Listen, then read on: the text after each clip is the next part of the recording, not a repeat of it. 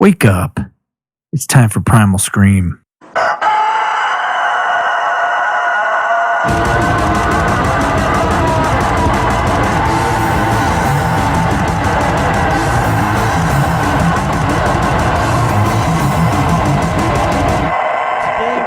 Fucking Tough Mudder. Tough Mudder. Oh, yeah, baby. Illinois. It's the Chicago Tough Mudder, but it's not in Chicago. It's Richmond, Illinois. Richmond, Illinois.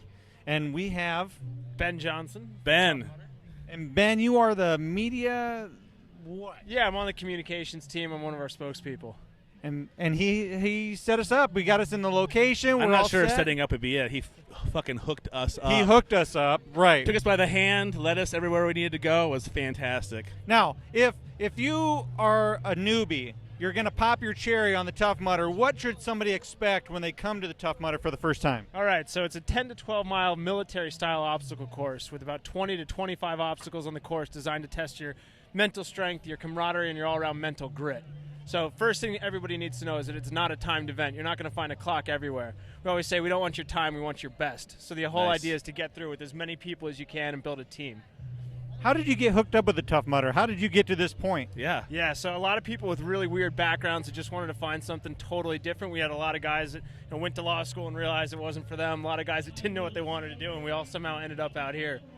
And you just came back from New Zealand, is that right? I actually wasn't there. We had our first 4-event weekend with 3 continents last weekend. So we had London going on, we had New Zealand, we also had Atlanta and Vegas. So it was a huge weekend for us. Oh, that's incredible. Good God almighty. I would be exhausted. Exactly. I would be coming here going, oh. But You're with all these people screaming and hollering and the microphone's going crazy, I suppose you're like wide awake. You don't probably need caffeine, do you? Not at all, man. This is 15,000 people, sold out Saturday. We're completely amped to have everybody here. That's awesome. That's Did you sleep last night at all?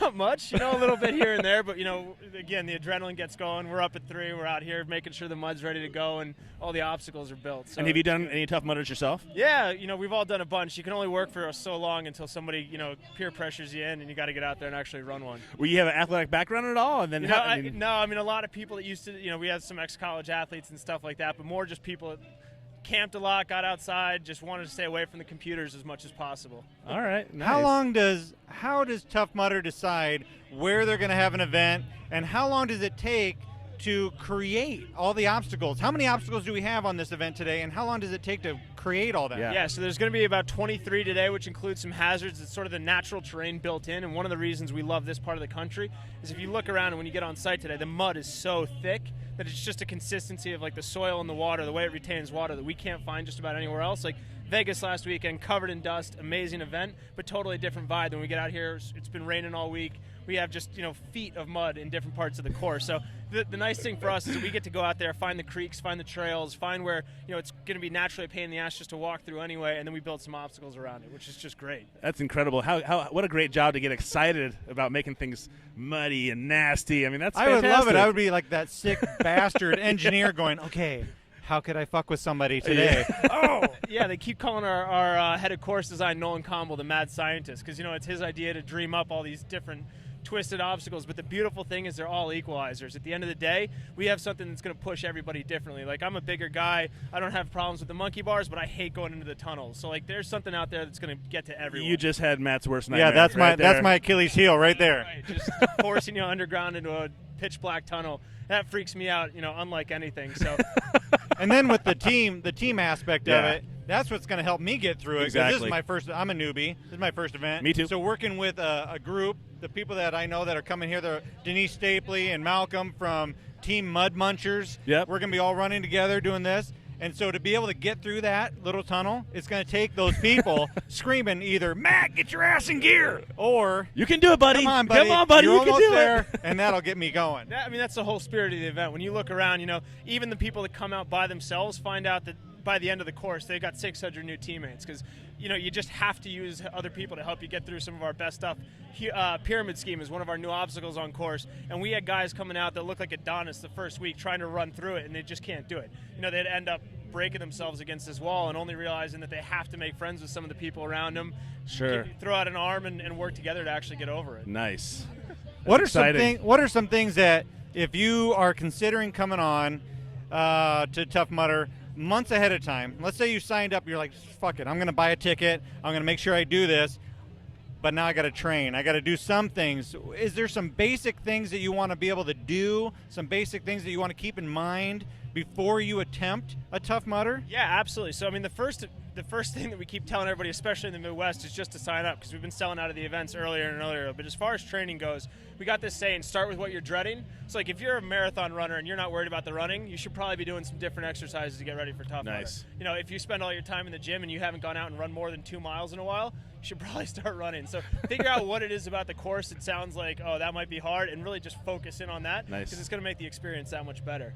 Now, safety, I'm sure, is a top concern for you out here. When we came in on the bus, when they bussed us in, I saw ambulances and EMT crews. And do you have those guys stationed around? Or, I mean, I'm sure you have a full regiment. Like, you've probably gone through some dry runs of what could happen. Yeah, so when you're on course today, you're going to see medics, EMTs all over the place. And one of the best things about Tough Mudder is that we've got all of my colleagues, all the guys that put on the events, have a tremendous background in operations. And that's coming from, really the mass participation event industry. So you've got guys from Formula One, you've got guys from NHL, MLB, they really know how to put on a great event and how to make safety the main focus of the weekend. So they're out here planning for months in advance. We work with all the local authorities, build a lot of really rigorous plans and test them, in the weeks leading up to the event. Awesome. And so how did Tough Mudder get started? What was kind of the birth of it all? Sure. So our founder, Will Dean, had been running some triathlons when he was in grad school or business school, and got a zipper stuck. And amateur triathlon, just trying to stay in shape,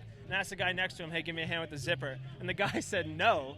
Whether it was time or whether, it was against the rules or whatever it was, he just kept on going. And he's like, I'm out here for fun. Right. I'm still trying to push myself, but there's got to be a better event than this. So wanted something where you had to design a course that really slowed people down and forced them to work together. So you can try to sprint through the mud, but at the end of the day, if you hit a wall that you can't get over by yourself, you suddenly need teammates. Right. I mean, I think it's this thing you see the most on the Tough Mudder website is people helping people. Absolutely. You don't see a lot of people just kind of on the solo going by themselves. It's more of them be helping somebody else. Yeah, and that's that shared experience part of it that we've, the community aspect that we think is so important and really inherent in the event, and the reason so many people keep coming out. Because I'll run it one year, to get back in shape, and the next year my goal is then to bring out 4 friends and see them get through the course. Nice.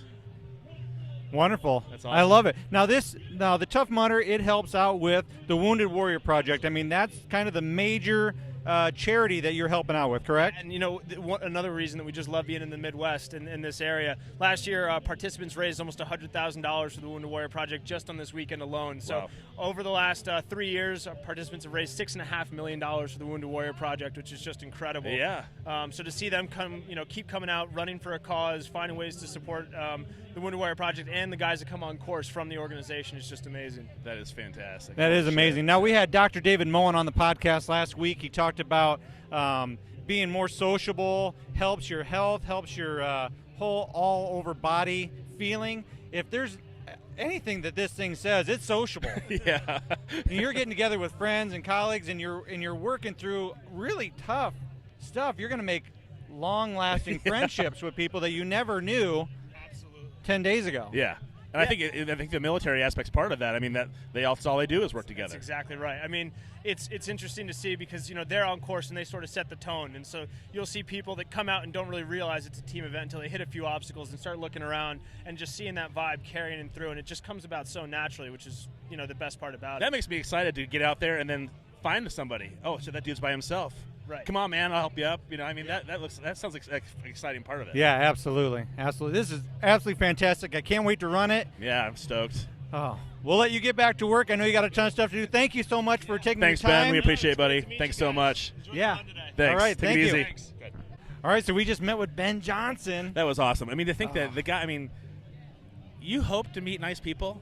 But it seems like more often or not, it's a rarity to meet somebody who is just like nice and thoughtful. It's so nice. That's the first thing. It's so nice to meet you guys. Oh, let me see what I can do to set you up. Oh, let's go over here where all the participants exit. It one is thing after hectic another. and crazy and busy as hell out here, and we'll give you some footage to show this. But for Ben to take his time to come out here and help us and to give us an interview, it's awesome. It's fantastic. But I mean, again, I think this goes with you and I have talked about this so much. Talked about Dr. Moen being isolated and not engaged, self-confidence issues, right? All those things. I don't think you could come out here even as a solo person and be like, I'm just doing it for myself. I just want to be alone.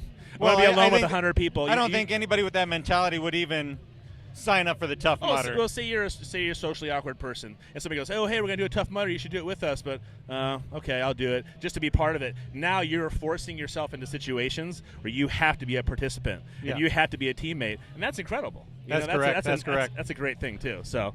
Should we talk about some current events? I mean, it's hard to talk about current events and follow our normal flow of the podcast. It is. When we're at Tough Mudder and we're looking around and I see all these diverse people getting ready to run. To me, this current event is the best one. Because, I mean, we're seeing thousands and thousands of people. You start throwing in the idea of teams and doing things together, then it's just like, well, then you can do anything. I mean, you can get past anything if you have somebody going, I'm right here, man. Get to the end of this tunnel. I'm right here. You can make it, or give me your hand. I'll help you up. I mean, those kind of ideas make you go, well, shit, I can do anything. You know what I mean? That's why it would be hard to come out here and not be a participant and not be a team player, because you have to be. And welcome back to the Primal Scream. I'm Matt. I am Todd. And I'm Denise. And we just finished with what I honestly did not think that I was going to finish it.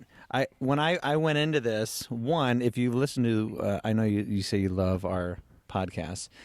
Which we appreciate very much. But one of the recent podcasts, I said, I've really done you a disservice because I have not trained.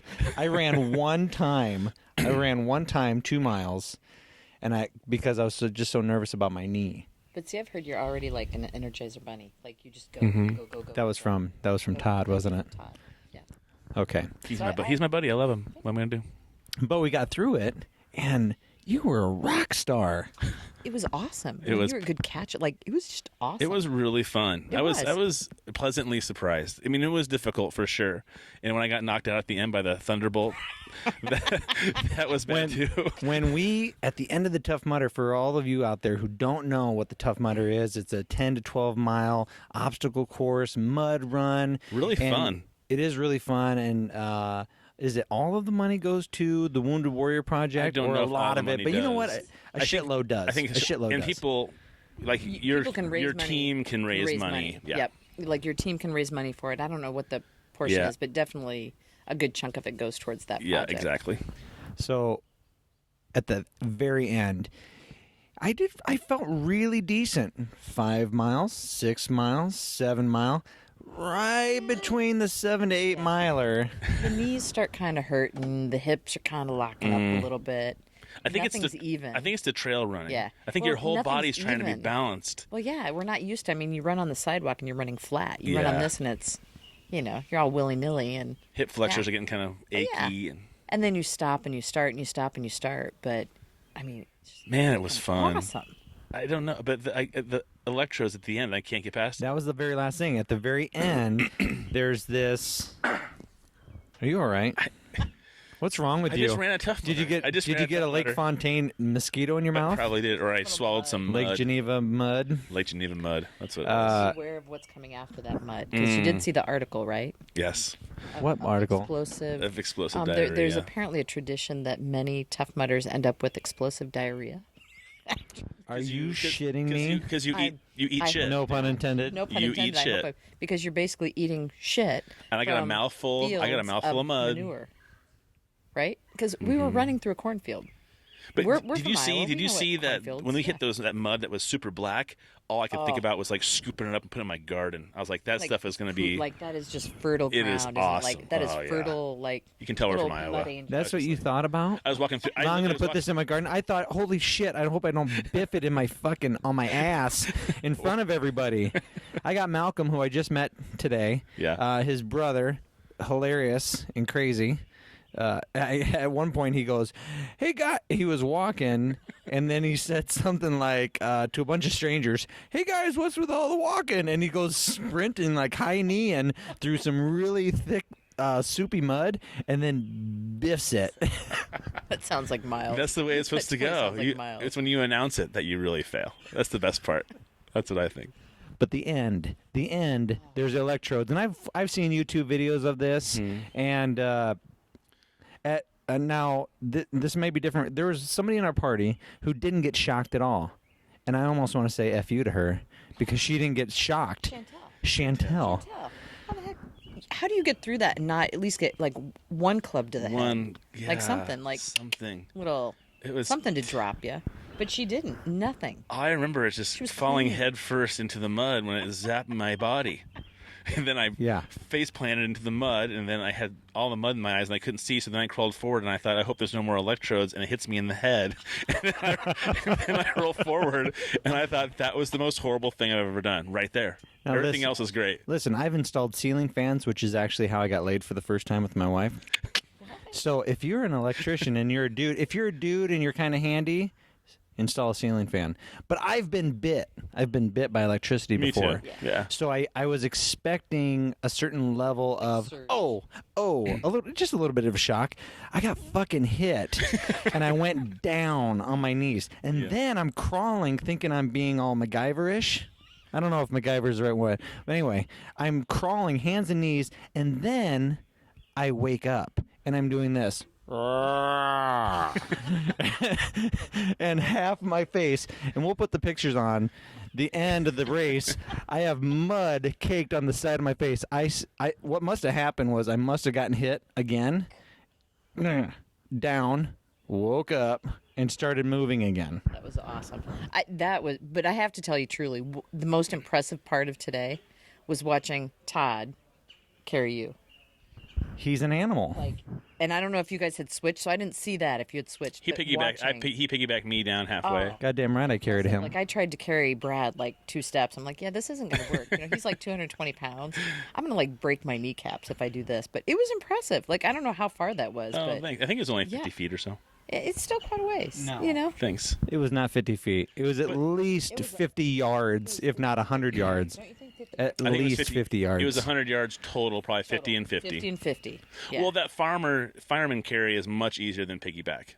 I think it's not very So I enjoyable should've for the just put rider. Brad, For the like, this rider, way? the rider is not fun because the shoulders are in the guts and you can't breathe. I'm not 100% sure that the I fireman. really don't think that I'm going to be able to carry 220 pounds. That's on my pretty. That's a little much. Is that what Brad weighs? 220? I'm Well- getting 205, somewhere 200. And that's 210, and it was heavy. Well, 200 pounds. I mean, it's Yeah, like, he wasn't light. no. For he stretching the imagination. I mean, I look wispy. no, I look rail thin, you're but I'm too- kind of a heavy You're fella. 210, and so that was a struggle for me. I'm 230. But having you over my shoulder was much easier than I would imagine piggybacking. Than trying to walk and hold. Yeah, walk and hold on. legs. Yeah. Yeah. But it's It was not impressive. enjoyable for the rider. Whoever's on the shoulders, it's uncomfortable as hell. My balls ache just a bit. It was a tiny little bit.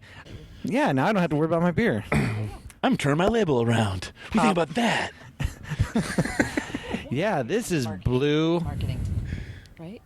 You know what? I don't get any of that stuff. I don't understand it. I don't It has get to. it. It just has to be an agreement. I mean, it's like having somebody. It's like sampling somebody's music and not letting them know, "Hey, listen, I'm going to do this. Is it okay?" Kind of thing. That's all it is. Because part of me just wants to have beer bottles all over our table. Be like, look at all these great beers we're trying. You know, that'd be sweet. Sounds like a frat house. That's what it sounds like. It does.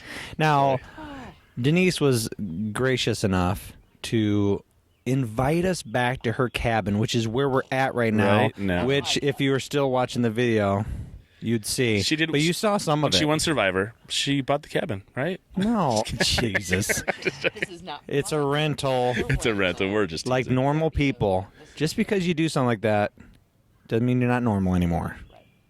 Unless you're Miles. And Miles wasn't even on Survivor, but he's just a little. I wish the camera's camera on. was still on. Yeah. I'm looking at the camera, but nah. Now you can make eye contact with me and it'd be much more natural. Can we have a conversation, just a regular conversation, you and me and you? All right. Damn it. But anyway, Denise invited us back to the cabin, which is so sweet of you. I really appreciate it. It's awesome. Well, we wanted you guys to be a part of it. I mean, we had such a fun. I mean, the Mud one, just to be able to be called the Mud Munchers and have. Yeah. And I think our team, we had 18. I think 18 It's a big today. group. It was a big group, and the majority of us stayed together the whole Well, time. which was Everybody did because awesome. I, Todd, brought up the rear on many occasion, Oh. and I appreciated coming up to the next obstacle and seeing everybody waiting. I was like, oh, sweet. And even Malcolm one time said, "You just got here. We've been sitting here for a minute. Do you want a minute?" and we're like, no, just keep going. Yeah, and it doesn't, and because if you experience it as just an experience and not a race, Right. I mean, that was the best thing today. It's like, I don't care when we get done. If we're out here for 4 hours, we're out here for 4 Right. hours. I think we did it under done. 3. Yeah, That was pretty awesome. 2:59. I was gonna say we were really close. 2:59. 59. And that doesn't count. On your watch. Is that when we left the corral, or when he started speaking? No, that was when we left the corral, or somewhere. So pretty close to that. So basically, Right three, there. like right at 3 3 hours. hours. I mean, Cool. so And what a no. great So it was speaker fun. today. He was really a neat guy. Who we have to find out who that gentleman Yeah, is who was that? and say his name, because he acted like he just had all his shit together and knew what he was doing. Yeah, and- he's definitely done it before. Yeah. It wasn't his first rodeo. No, he was great. Good motivator. Yeah, and the music. You know what's funny is one thing I was like, he said everybody take a knee, and I was like, oh God, we're not going to pray, are we? I know that sounds bad, but I was like, we're here to do this together. Let's get on with it. I don't want to be praying. Let's You know, do it's this. kind of a funny. Thank you for bringing that up. It's kind of a funny segue. Maybe not funny, but it is a segue. Religion, because I asked Denise how her speaking how her speaking engagement went, and it was almost cultish. It was almost religious fanaticism. Is that a word? Absolutely. On the other way of not being religious, you're so convinced, you're so anti-religion that you're almost cultish. Yeah, it was interesting. From the minute I landed in Utah, and they'd scheduled a shuttle to pick me up, and so I went outside, and some guy, Phil introduced himself and proceeded, and was wearing this red A, which apparently is their symbol For atheism. Okay. But he's firebrand, which is apparently kind of a Like hardcore. like hardcore atheist. Okay. And so we kind of engaged, and he kind of started talking. So I've had a long flight. I'm like, yeah. So he didn't know who I was. He knew I was going to the conference. He didn't know if I was speaking. Some other people came to pick up, get the same shuttle. And we get in the shuttle, and this guy is in the back seat, just yapping. I mean, offensively, like commenting on, because in Utah, and it's really quite cool. It's a beautiful place. Oh, it's gorgeous. And in the middle of Salt Lake City is oh my gosh, is it Latter-day Saints? Now I'm going to get it wrong, but it's like the Yeah. Church Central, and it's got this big wall around it, and it's beautiful. I mean, the church is in there, and there's this dome, and there are flowers and these gardens, and it's gorgeous. It's absolutely gorgeous.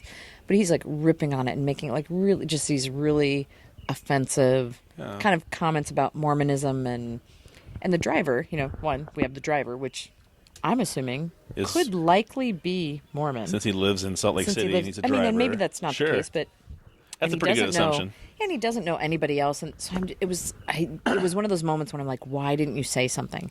Because it was so uncomfortable. It was like, shut the up, man. Like, do you like how do you spout That's just this stuff? rude behavior It's in just public. rude. Period. It's just rude. Yeah. And so then I thought, the whole van ride to the hotel, I thought, what have I gotten myself into? Like, what the did I just sign up for? And so I was anxious like the whole night, and of course, like long Facebook post follows later. I'm like, seriously, what did I just sign up for? And luckily, not everyone was that way, but it was definitely, it was like going to church for atheism. It was different. So I mean, some of the presenters were really good, but it was just different. It was just like you have extremes of everything. Sure. You have extremes of religion, you have extremes of disbelief, and luckily I found a few pockets of some people that seemed like In the sane, middle. in the middle, balanced. I'm kind of right in the middle there. But it was definitely, it was a great experience, but I think like it was good. Like I don't need to repeat it. I don't need to, like, I'm not firebrand, I'm good. I'm comfortable with who I am. You wonder why Like- people have to like- go to so many extremes for whatever it is that you dig and you enjoy, or belief system works. Why do you feel like you have to take it like, this is it? This is the one way. This is the only way. That's, to me, that's nutty. For I just don't anything, understand because right? because nobody has all the answers. To think that you do for anything. So how would you ever say It could be food, that? it could be beer. I mean, it could be anything. Yeah. Like, there's just, I think it's just, do you think it's like, it's just personality? Is it, I don't know, but why do we have to go to that absolute extreme? That's just off-putting. Like for Yeah. me, it's just like, I'm good with you. Like, I'm good. I know somebody good. who is a pretty good teacher and gets a lot of praise for the job that he does. Yeah. And not for 2 seconds would he think that he's got all the shit figured out. You know what I mean? That's What do you mean? We're talking about religion. We're talking about teachers. I'm saying no matter what job you do. Oh, okay. All right. You know, you shouldn't ever think that you've got it all in the bag. You know what I mean? That ingredient of being humble. I was just gonna say like humbleness. Yeah. That ingredient I think goes such a long way for just personality and being sociable and good people skills. Yeah. You know, recently I went to my niece's confirmation. She got married to Christ. Yep.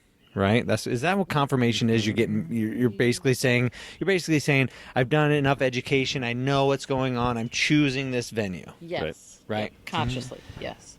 So it was the very first time I went to this church because I am my niece's godfather, so to speak. So my sister sent me something and said, you really should be there since you're her godfather. I'm like, oh shit, okay.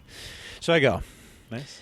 And the first 25-30 minutes was all, we are shit. We are terrible human beings. There's nothing good that we can do without you, Lord. And if reinforced it all. Yeah, if it wasn't, I mean, I can see it. To me, it seemed really crazy, extreme. But did I feel that way because I've been out of that and I've made different decisions in my life and thought, I swear to God, if these kids, because it was all teenagers, if all of these teenagers would have been wearing a red cloak and hood, you'd be freaking out, right? Yeah, and they could have said all the same stuff that they did, but if their apparel would have been just a tiny bit different, it would have looked super creepy. And everybody, at this church, and I haven't been to church in a long time, but in this church, he would say something and everybody would drone back, and also, it was just,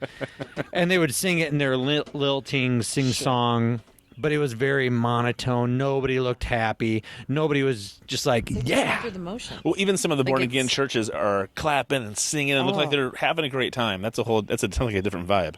Yeah, exactly. It's totally different. Like this, it's just that there's just this, there's this kind of cultish kind of, like they're not really there. They're not really they're just it's the routine. It's what they do. I'm going to say this. You say that. What do you say next? I'm going to say this. What do you say next? That's it's the ritual. That's what the ritual is. Well, we wanted to have you on for another podcast because we're talking about the idea of. I want kink of the week. Yeah, I know. Besides kink of the week, we were talking about the ability to not stop, like not eating horrible food, even though we know. All what we've read and done everything. So what keeps you from doing that? Yeah, you're talking about the self-sabotage. No. As a therapist, though, we want to talk to you about that. But we thought that would be a whole different podcast. From a different paradigm. Yeah, but what the reason I was going with that was that I have two ladies that I work with a lot of people, but these two ladies, I was talking about drinking my smoothies and trying to eat better and how hard it is sometimes, and that the shit tastes so goddamn good and they just smile at me and and I'm like, what? Like, God can take care of that stuff. You don't have to struggle. Prayed your fat away. I can't. You're physically cringing. I am. I'm physically like. And I have that. I can't go there. I have that internal reaction too. I have the internal reaction, and I'm just like going, okay, but I smiled and I said, okay. And just kind of like, because I don't like having those battles, especially with people that I know and they're really religious, and I appreciate that they're religious for whatever reason, and that them making a comment to me doesn't make me feel like they're trying to pressure me. So I just like, yeah. And you know what? My daughter actually, she has been a good kind of grounding force a couple of times when something will come on TV and I'm like, oh my gosh, like, no, like self-determination, like your own willpower. She's like, Mom, it's just like you told me. If it works for them, it works for them. So it's kind of like that, but it's that, like when it's like, but Todd, that if, God can fix that for you. That I just can't go there. But it's, I remember going to those. It works for them. And I remember going to the church, and I remember the release of not being baptized, but giving all your problems to Christ. I remember the relief I had from that for a small amount of time. I never, not even well, an ounce of that. Yeah, I remember. Well, I remember having that I feeling of like going, okay, I can putting it on somebody else's shoulders. Yeah, like, I oh, can- I'm not responsible. Yeah, or I think I wasn't. I think I was more dealing with a divorce and struggling with, and so I was kind of like, oh, so this person can unburden me, and so I did feel a time of relief from that, be feeling like I was unburdened and very supported at the same time for people who, at the time, were very loving and caring. So I mean, I enjoyed the fellowship of the church. Those I like few that people part too. And so I mean, there are parts of that I understand why people would be involved, even if you don't believe. I can see people being involved just because of the fellowship and the support. Exactly. And if you think of that with, going out to Salt Lake City, that was definitely one of the things that, it was crazy. At the end of the presentation that I gave, somebody had asked, how has your family handled this? And I'm like, you got to be kidding me. It takes one stupid question to get me like all teary. Like I'm like all like, like, here's what my brother said. And here, and afterwards it's this crazy, like, I'm like, oh, I get why people are like out here, like why there are 900 of you out here, because after that, it's okay. Like, hey, we love you. We accept you. And I'm like, wow, it's that fellowship though for them. I mean, even out there from that atheism, that agnostic kind of standpoint, it's the same kind of community as Sounds like Christianity. Now, what kind of reaction did you have from your family? It was not good. Oh, yeah, it was not. When I got ready to do, it was before, like, I had just made the concrete decision, I'm going to go do this, and I told my brother, we were at my brother's house visiting him, and we were kind of hanging out. He's like, so what do you have coming up? I'm like, well, I'm like, okay, do I tell him? Do I not? Because my brother and his family are Catholic. The very week that I went out to Utah, he was being converting, and had gone through everything to become Catholic.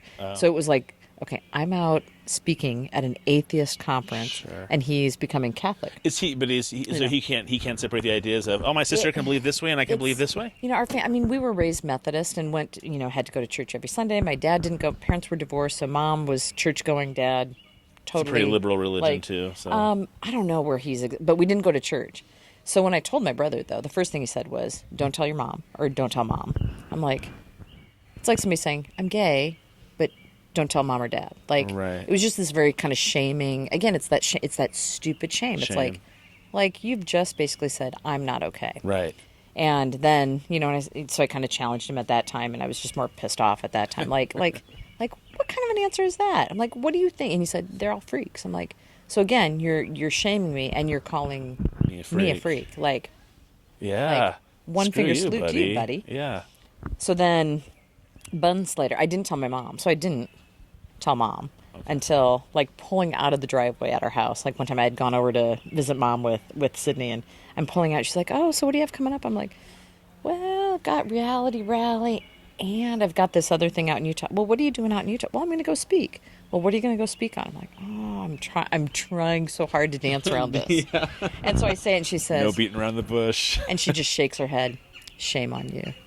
Like, really? And I'm just like, I'm really sorry about that, Denise. That's a bummer. Sucks. Yeah. But they just can't. That's what because they believe, and they just. So it's just kind of like, it is what it is. They love me to death, but it just. They can't. They just can't go there. That to me would be hard, though, because they love you, they care about you, but you guys have to hang out together at some point, and so how's that going to be? In the back of their minds, are they worried about, Well, my mom's praying for me every night. I have no doubt. Like, she is doing extra, like, if she was Catholic and could do rosary, like, I'd have a bead on there somewhere. I don't even know how that works, but there'd be something. But, it's just different. It's just very different. Yeah, and my grandfather was a Methodist minister, and we talked about God a lot, and he was very, very laid back to the point where, I said, do you think you can believe in God or believe in something bigger without believing in Christ being the only one? And he was like, well, it's kind of hard to do it that way. Kind of like, following his that's his philosophy. His philosophy. Yeah. It's kind of tough to do that, but I can understand why you would want to think of a higher power and not one person having God's gifts or whatever, or being the son of God, So he was great about that. It's more engaging. Yeah, and I've learned a lot about my grandfather. He's somebody I think I might want to do like a documentary on, because there was like my. Why did you do air quotes? I don't know. The air quote thing drives me crazy. I'm sorry. A documentary. I don't know why people A do air documentary quotes on- to begin with. It's making eye contact. Documentary.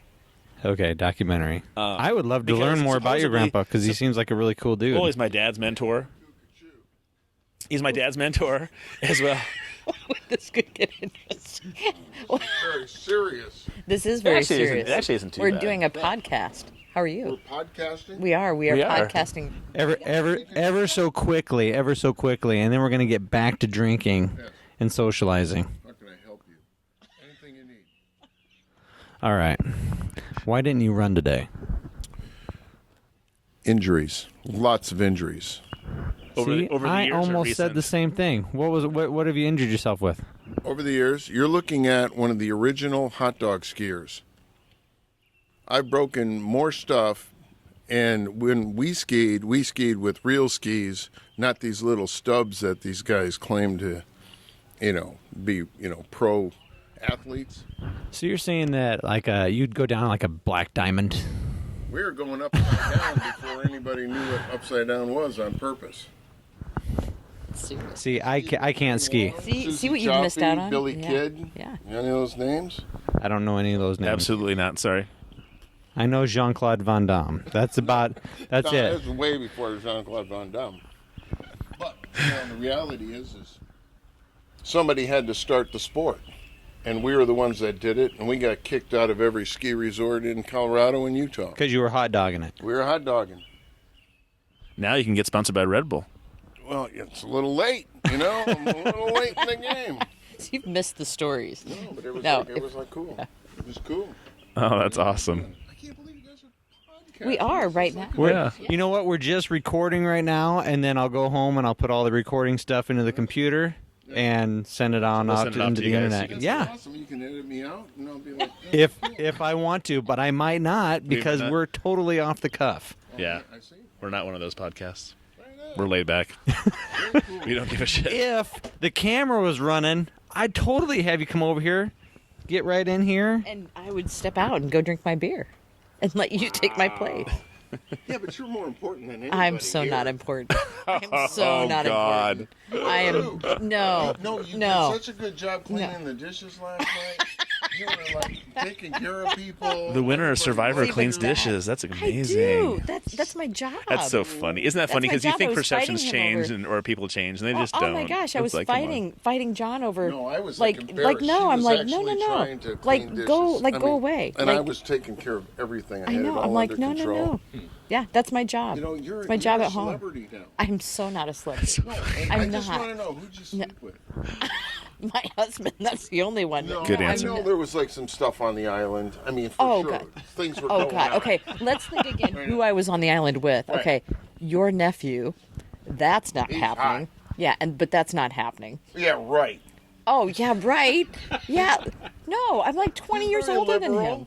He doesn't care. Okay, his head. I'm not kidding. Have you seen his hair? And exploding right Oh. now. Like if just the thought of that, like the thought of spooning with me on the island, Right. would mortify him. Really? Like he's fantastic, but that is not the relationship that we have. Wow. No. See, I'm learning things as we go Oh along. God, no! here. This My is little more like I nephew. don't know. This is like a Yeah. I can't even like a friend, sibling Yeah. kind of. Yeah, Strategist. no. I think you Yeah. have more of a Yeah. cerebral relationship. Yeah, that you would be. concur? I would. That's very well said. I know. would. I think that's But what. you have to think. That's Yeah. what pushed her right to the freaking Yeah. crescendo of the game. Yeah. Had a cerebral Yeah. thing going on, and they knew. And then he was going to screw me. I'm kidding. Next. You were going to screw him, or he was going to screw you. So One it or was the just other who came was gonna first, work right? out. Yeah. Right. No. So yeah, no. Exactly. There was no Wow. funny business on the. Oh. No. Okay. Oh, I've just and been- think that would be like us, Right, yeah. like people messing around after like a day like today, after the Tough Mudder. Yeah. How nasty would that Oh, be? come on. Like, They had ew. water. You know what? A little. I was actually going to give you a compliment because a lot of times throughout the run, you went over and you hugged Brad and gave him a little smooch. I thought, oh, that's so, sweet. Disgusting, but He's it's a good sweet. guy. Like Yeah, he's I my would think- I rock. would Like agree with he's. that. No, you got something going on there. He puts up with the whole. He says he's like it's. He puts up with a whole lot with me. I just Like I'm enjoy not the really that thought easy to live that with. You're still married after all of this. We are. Yeah. Yeah. it strengthens it. I mean, it's a strengthening experience. I mean, it's really it could good. be disastrous. Oh, totally. For how many, people think, oh my God, somebody won something. How many lottery stories? They get do you their hear? 15 minutes of fame and they get a big and all head. of a sudden they think, oh, I'm somebody, But I think that's a difference if you know who you are going into it. I mean, that's a huge thing. I mean, we know who we are. We know who we are not as just a couple, but we know who we are as people. Yeah. I mean, it goes back to, we're in the same house. I'm driving the same car. There's been nothing that has changed. I went back to work 3 days later. See? I mean, Yeah, but you got a good job. I would go back too. well, yeah, I love my Sexual job. Problems, would you? I love my job. I do. I love my job. We haven't got to any of those stories yet. I know. Well, there's I love got my to be job. some stories out there. That's why I came here. I had to Well, hear the story. I'm the waiting bad part patiently, is too. I'm sure she can't tell us like the really good stories. I can't tell those stories Well, because you're that would not be really slightly. a doctor, though, are you? Well, I'm bound by ethical. Like I have ethical guidelines, Yeah. like from my licensing. You board. can't say Like, I this. can't- This one time I heard, and Right, because if I heard a rumor Yeah. once that Yeah, this you're- person had a. I mean, you can talk in generalities, but I mean, you're dancing when you start telling those stories. You're dancing on that cusp of somebody could hear something, and if they can recognize something, It's just not and worth And the it. bottom line is, would you want to come to me as a therapist if you knew I was going to go on a podcast and go like, that one time with John, he is freaky. See? Like, You gotta be like, careful see? about that. Exactly. she just It all used the gets most out. general name ever. You're great at that. Yeah. See? John Smith. I know like that guy. John Smith, like John, That's like what I'm he talking is about. freaky. See, this is why nobody knows me. They See? just have no idea. We don't That's really the know best part. how. What's behind the man? Well, that's why it's better to have a famous wife See, and let her take all the hits. there you go. There you know what I go. mean? I'm the guy. I'm like her bus driver. That's like the best thing. I feel like a bus driver too. I'm with you on that. Oh, good times. No, it is. It's fantastic. No, it's so much fun because Malcolm's my nephew, Have you met? and it's just I an don't- absolute riot. Yeah. Like This is knowing John. Malcolm go through his experience, and these guys have formed such a wonderful relationship, and I'm sure it's going to last a lifetime. Isn't it amazing that if it wasn't for that game, that show, that experience, you would never have met Malcolm. You never would have met Carter. There would never have been today. Yeah, There today never would have been anything. I mean, you think we could have been in the same space, in the same place, at some other point in our life, and Like today. I would have never had any reason to have a conversation with Malcolm or Carter.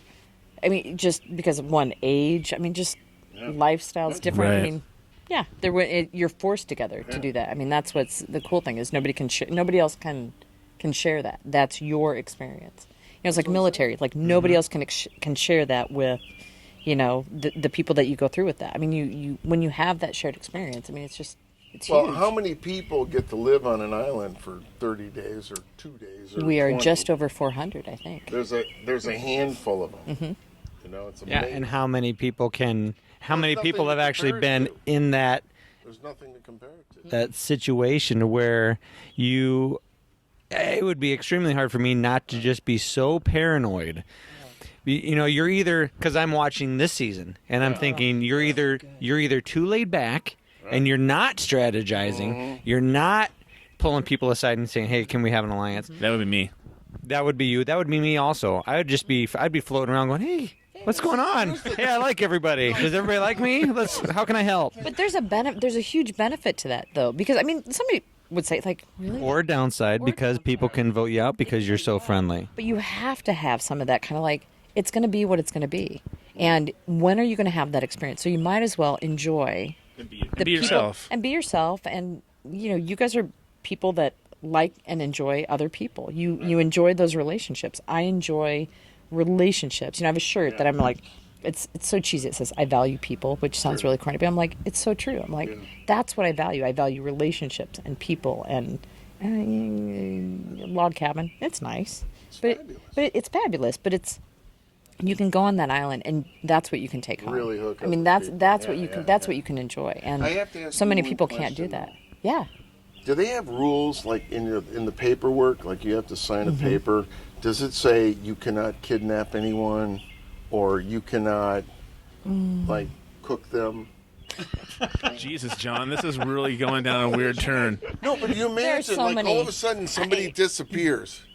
And Yeah, then but they're you know going what? like, Here's some people that really flip their lid, and you're wondering when is the physical confrontation going to happen? Freaking out on the whole thing. What do you know? I don't believe and that then was you have them tied up to a tree Yeah. with some coconut milk dripping on their tongue. I mean, do you imagine the things you could do? Yeah. I don't You know? believe that's explicit in the contract. Torture is not but there was allowed. no issue. I mean, we weren't on the that same isn't place like on an the ethical island. issue. I mean, Yeah. it's a game. Yeah. So it's You know what? Jeff Probst might listen to this someday and go, coconut milk dripping on someone's tongue. Perfect. Yeah. There we go. Who could drink the most coconut milk? Trademark. But they would be tied up to a freaking palm tree, you know. They'd be all worked up, like, oh my God, they kidnapped me, you know. And then you would have like if you had an alliance, you wouldn't kidnap like 4 of the other people.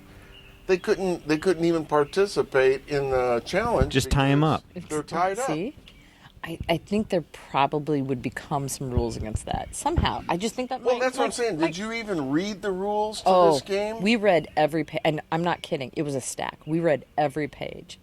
It was horrible because I'm not an attorney, so I don't know this stuff. So I'm just like, all right, sign it. But no, But there you was can't nothing. read, so I that's can't. I good. can read and I can absorb.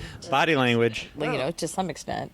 So Well, I was always hoping like somebody would get on the show and actually do something. kidnap. Well, there was. Kidnapping. No, there was Well, in one anything season. to like no. preclude an individual from participating in a challenge. Yeah. Well, in a way, they have because just this season, one lady thought she was going to get voted off, so she went back to her tribe. She went back to the campfire, took all the rice, and dumped all the rice out to be burned. And luckily, there was some rice left over, but that is a lot like what you're saying. I mean, that Then they should is have eaten basically. her. They should have just cooked her.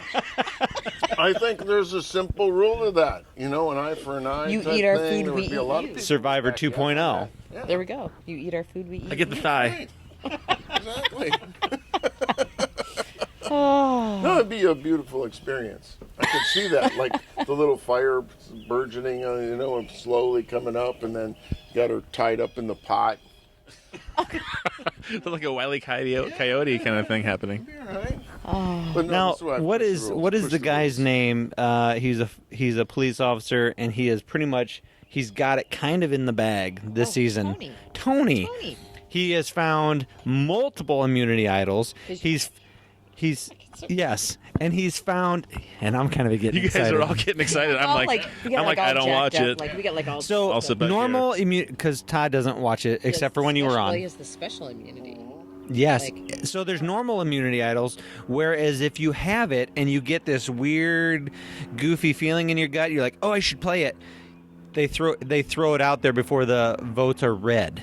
Okay. So after the votes have been done. But you're gambling because your name might not be on there, and you've just thrown away this idol, this immunity. This season, which is not the first season that they've done this, but they've kind of made it out to be like this is a big deal. They brought back this special immunity idol where you can play it after the votes are read. So you can just totally sit on it. Yeah, like, And if they wrote your like, name down, you know- then you can use it. yeah. If you were going to get voted out, you can totally sit on it. And if you were going to get voted out, then you're like, boom, I got this idol. But then wouldn't everybody be out for you next time, no matter what, anyways? Well, they would. So you have to play. You have to plan where you're going to play. But now he has 2. So he's. But right now, like yeah. 5 people, right? 5. Well, how come? So he has a special one, and he's got a normal one. So how come doesn't- watching this, I start seeing like the whites of your guys' eyes. Oh, It's just I know. like you guys I get hungry, man. My eyes get big, and I It's a get. drug, isn't it? It's a little bit like Survivor crack. Like. talking about fanatics. Oh, I know. Oh, really? Yeah, he got it. See now. Used it. See, First best show ever. I always don't watch wondered it, you're about stupid. that. And you get to keep it. It's yours. See, I always wondered I thought- how much of your experience can you leave the island with? I mean, if steal and hide in your bag. That is totally true. What you steal and hide in your bag. When our camp was burned, we had They burn your four- camp? which, by the way, kills me every season. Every season that they kill it, they burn it. It kills me. They There's burn their food. camp. I We have missed to that. burn our It's camp. symbolic. It's symbolic. Believe is when the Japanese guy who still thought World War II was going on, and he came into your camp, and they had to cut the No. whole thing out because What? they didn't think it was politically correct. That wasn't Malcolm us. told me the whole thing. Yeah, I know Malcolm told me all about it. That wasn't our camp. That That's must when have been his Denise season. got bit That by a must have been- spider. Came out with a rifle, and then the rifle didn't even work. And this guy had been there for 30 years, and you disrupted him. Like his, I think Malcolm is pulling your leg. I think he's pulling.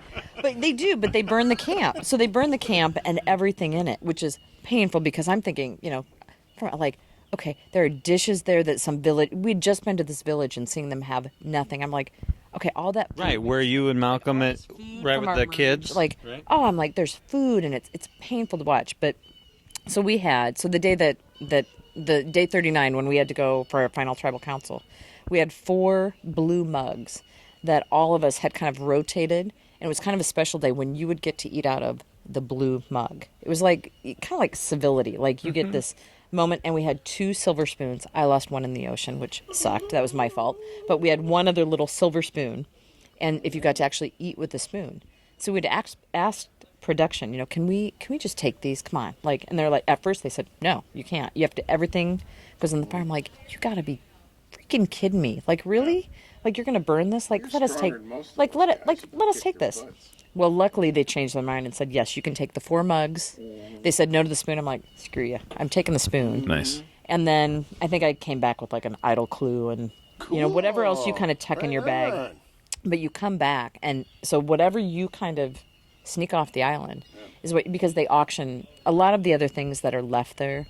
They auction, but you're right. From our camp, they burn everything, shoes, anything that's left, we throw in, and then it's. I didn't watch season 1. I watched every season since season 1, and every single time they burn, I always think we are dicks. Like, what are we doing? Because Just wasting? Well, waste and usually you see the village or the native people that live in the area, and they don't have much. And so if these people were to ever watch You go, we can use us that. doing Survivor, they would say, you guys just burnt something that we would love to have. Oh, food. Yeah. Jeez. I mean, food. Now, the one positive thing I do that the only thing that makes it better for me is knowing that every season of Survivor, one of the things that I know they consciously do is they try to leave that country or that space that they've used better than when they left. That's good. So like that village that we went to, there was something that was, other than us just coming, there was some benefit to that village, to make that village better. Okay. There's some, whether or not with the government. Well, that's good because I think it was like Leonardo DiCaprio did a movie called The Beach a ways back, and I heard they just destroyed that island shooting in that. Like the island is just toast. No. So I don't know if that's all over, but I even know the Ponderosa that we stayed in, before we had come, there had been, because I found them on Facebook. It was so fun. I'm like, like finding like, where did we stay? And that's the place. And even some things that were changed at the Ponderosa space that we stayed in before had been upgraded by, like they added a pool, like this little remote, kind of resort didn't have a pool. So Survivor pays for them to have a pool at this, so that will pay off for them. I mean, it's little things, but I think they try, but they're making, they're Raking it in. they're raking it. It's a moneymaker. Yeah. It is. Yeah. And I how can just was tell you about all the Survivor headbands I have in my closet. That alone, just the the buffs? You don't have any buffs, do you? covers my breast perfectly. Just do not like have it twists any right in the middle. Oh, I tell you what, but every season I watch, I always have my favorites, We don't wanna and I go have every season thought, I'm going to get online and I'm going to buy a buff. I've always thought that, but I've never done it. I'm waiting But I should do it. I'm waiting for the knockoff from Asia. That wasn't licensed. The knockoff version of Survivor. Jeff Probst is real serious about it. they never come. You can't find them. Yeah. You And I can't was looking find. for it. I can't find any more I'm of gonna our have that buffs. for the I didn't even know it existed. Yeah, I'm kind of a sucker. Like I have like 10 buffs in my drawer. And so what's a buff? What's a buff? A buff is like a neck gaiter. It's like a neck gaiter. Oh, but it has neck. Yeah. Or your head. Like I Okay. sleep in them every night. It's really sexy. You really do? I do. In your Survivor In Survivor. ones? It's a little crazy. Oh, I did shit, it before. that's like fantastic. This is, like I don't know. I don't sleep. Let me clarify. No. Not right now. Let me clarify. Bradley, where's my Survivor buff? Where is it? I can't sleep without my Survivor buff. No, I don't sleep in the Survivor buff. But when I came back, so you figure every night for 39 days, there were bugs, everything. So I would put this buff on, and we would pull it over our face. You do anything for a period of time, and it gets comfortable, and It's a habit. feels. It's a habit, and it feels kind of secure. So I came home. Well, I bought more buffs. Not Survivor buffs, but I bought black buffs and red buffs and white buffs and blue buffs and a lot of buffs. And I sleep in them. They should be a sponsor. And I sleep in them I even want her husband in the You buff. still do. I do. You know? Yeah, he. Well, that's Brad can- okay. I was teasing you It's Survivor really- buff, but I can understand why. I don't know if it is okay. It's a little crazy, but hey, it's better If than. you tie somebody up with the buff, that's good. See, you can. See at any moment, but that's only one wrist. That is You got to wear 2 buffs at that point. Leaves one hand You for just gave me an spanking idea. and one Those for are tying. perfect for bondage. You're welcome. Soft. I'm Geez, serious. It's restrictive. It is. Deep here. No, it is like God, wrap around your I wrist. think I better get another glass of wine. See, that's perfect. No, another use for my buffs. How to use a Survivor buff. Bondage. You never know what you're going to hear with Denise Stapley. That That's could be really another fun. show altogether. Oh, It's like that's kink of the something- week. Yeah. That's kink of the You week. have- That's our. That could be our first kink of the week. We'll just talk about. Using yeah, your buff as reuse your bondage buff. tools. Perfect. You know what? Safe. You know, we've had honestly, we've had 2 women on our podcast. Yeah. We've had 3 women on our podcast, right? right. Tammy, Jason. One person talked about medical stuff, so it wasn't the most exciting Right. thing in the world. But Right. the other 2 was you You. and Tammy, Jason, and Correct. we really clicked with both of you. We had a great time. The thing that really surprised me is very rarely are you ever going to bring in a complete stranger. I had never met you before. No. You come to my house, which Is this your house? No. maybe someday. But when she came to my house the first time, I thought, one, this could be creepy for a lady just to be like, oh, so you do what out of your basement? But she showed up. She knew me. Right, but she knew. Yeah, but she knew Todd. But she showed up and instantly, because I was a little. I was a little nervous. I was very nervous because I was such a huge fan on Survivor, but I didn't want to look like a douche. I didn't want to be that. I didn't want to be that guy like, hi, I can't breathe. Hold on a second. Hold on. Can you sign this? Can you sign my breast? So I didn't want to do that, but I was definitely feeling that way. Yeah. But I didn't want to say it. But instantly I got over my nerves and we had a great time. Like, look at this. Exactly. Yes. In the park, she's like, I felt like I was instantly really good friends with her. The smartest one on the island. I was I mean, not. I love my nephew, but this girl is so far above and beyond all the people that she was competing against. I think I'm gonna get therapy from Denise just so we can hang out and talk. Manipulating. God, no. That's what I'm She's talking full. about. She can't take any more. She can't take any more people. Yeah. She can't take any more Tapped people. out, I forgot. I think it's- So we might just have to invite her out for dinner There you go. and have and I gotta talk to you about this one thing. no, That buff, it just doesn't work the way you said. I can't quite get the square knot. You got to pay for this session right now. Ooh, Because, MasterCard, Oh, American I Express. have Square. I accept Square now. There we go. do you seriously? How about Bitcoin? At your practice? Only because for some clients they need like. Well, it's you know, super when they easy. Say, like it is, and you take a little hit on it, but it's. Wait a second. What's $1.99. wait a second? What's It's $1.99 square? for the hit though, right? Huh? It's $1.99 for the hit, or is it $2.99? It depends. Like I'm trying to think. For a new intake, like I think I lost like it's like $5.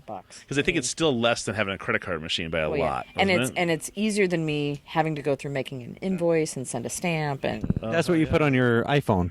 That's the little gadgety thing, right? swipe it. Yep. Yep. But do you realize that she's a millionaire and you're not? The, I just realized but that. technically I I'm just not a like, I never even. You know what? didn't she win something? That didn't even bring it. We didn't even talk about that. Yeah, I don't have $1 million. Well, after Uncle Sam got like, Yeah, took Uncle his Sam got shorts his- off with the- Yeah, Yeah, and then you probably gave it all to the church, right? I did. tithing. You got to tie I gave 10%. my Jesus 10 and we what use is his it, 10%? No. Got to have. No, definitely not a millionaire. Yeah, She's got no. kids. She's got Yeah. like, Sydney has to go to college. Yep. She's got liabilities. She's Again, got all kinds same When we house, see, same car. when she pulls up for the next podcast in the Lambo, That's not. In the what? and then we'll have In to the give- Lambo. Is that Lamborghini?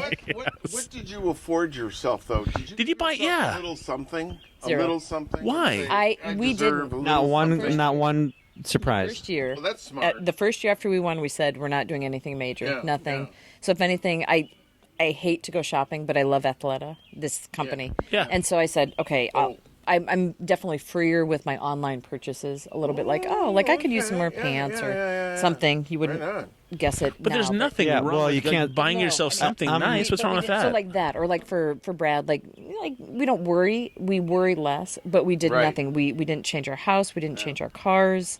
That'd be the key is worrying Like less. I think nothing. that'd be Worrying, great all by it itself. provided security. You know, that was it. my buddy, I mean, his daughter yeah. went to USC Film School. That was $250,000.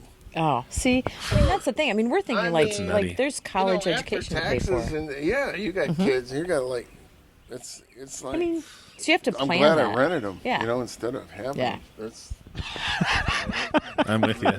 So we didn't do Yeah, anything. We finally took a trip 2 years later, nice. or 2 years. To the Philippines. No, we finally took a trip to Hawaii. We decided that's what we were going You to guys do. were on the zip lines and Yep, stuff. yep. I remember And so those. we said Okay. that's our family trip is we're going to go do that over Christmas. Get out of Dodge and I would think that once That's a it. year you could do that as a family trip, and it's not any. Well, what's okay? That sounds totally okay. yeah, like and we could, and I think there's that piece of like we could, Yeah. but there's I don't know. Do something stupid. Yeah, I mean I think we're Hey, here's the really weird we're part, really though. cautious Like, with. do you go out places, and people just go, "Oh my God, that's Denise." It's- I It happened recognized you in today. a second. It happened today I don't- on the mud run. Did it? It did, you did the one. There was one guy that came up and goes, "Wait a second, you look really familiar." That's how it always starts. Like you look familiar, but I don't know. You look familiar. Did you teach my yoga class? Oh, and I go, nice. yeah, no. Like I think I a definitely guy did came up to not Malcolm teach your- today and goes, "So is this worse than Same the guy. Philippines?" Same guy. Oh, same guy. Oh, it was the same guy. Oh, So see, he there's recognized. He fans. did. They're fans. So it was They're the out same there. one. Yeah, and so Scary. Yeah, and Malcolm goes, "No, that was not fun at all." this is fun, and there's an end to it, and there's beer at the end. Right, there's an Like- end You got to this it. group of people behind you. Oh, my gosh. You're gonna have to do something with them. With who? With what? Your With who? fans. You have a fan base. You know what? I I'm do. your fan, I have a guess. great, you know what I do on face like, and I do like on Facebook. I have a public Survivor Philippines page, and I honestly I have a That's cool. Do you great. keep up with that? Every day. Yeah. Like I have a great community there, and they've Do you been have a stalker? I mean, like no. you're not really famous until you have a no. stalker. I have a really, Brad I mean, Stapley. honestly, a genuinely My good belief, group. anyway. Yeah. Yeah. And they've supported me like through charities, and we Right. interact, and Right, and right. it's really it's a very sane Yeah. base, That's and cool. and We have to get on that. yeah, yeah, Tolerable. it's fun. Excellent. What are you talking about? We got to get on the stalker kick. No, we have to get on her On the fan Facebook. her fan Facebook page. That'd be neat to I'm follow. this close to being a stalker anyway. That's what I'm saying. Oh no, it's Denise. She's awesome. She is awesome. She is awesome. Hey, what are we gonna do? You said something about a backpack thing. Okay, so This is really the only way that you're gonna lock us in. You not- got to say I'm it on not the doing podcast. it. I'm not Got to say it on the gonna podcast. and then I might have to take a little break, but You know we'll what? be After done. this, we're gonna cut it. We'll After wrap it this, up. we're gonna cut it. truly, I just found out about this. I went to CrossFit on Thursday, and they were talking, and we were talking about going to the Tough Mudder, and one of the guys there said, "Hey, have you ever heard of Go Ruck?" So GORUCK. I can't spell. Not really that smart, but so Go Ruck is apparently it's September 19th in Cedar Rapids. So we have one in our backyard, September 19th. It starts at 9 p.m. Okay. I'm like, okay, this is going to really suck because I'm in bed at 9 p.m. Yeah, me too. On a Friday night. Whoa. Okay. It starts at night. It starts at night and it goes for What eight. do they do? It goes for 8 to 10 hours, and you're on a team of about 30 people, and you're going all over Cedar Rapids. You're doing challenges. hiking. You're hiking. You're running. You're I think carrying they said each you other. cover. You're doing all Yeah, kinds you're of crazy covering shit. like it's like military. You're with the special ops. Go Ruck. If you Google Go Ruck, it's a whole website. Oh, it just, I like the whites of those eyes. I'm like, oh, this just sounds so fun. But Yeah. now I just need people that actually want to go do it. I'm out. Wait. Hold on. So how far? How far are you going? Is it a timed event or is it just a distance event? It's 8 to 10 hours. You complete when the team completes. So it's kind of like Tough Mudder. Think it time doesn't matter. 8 to 10 hours is what they estimate.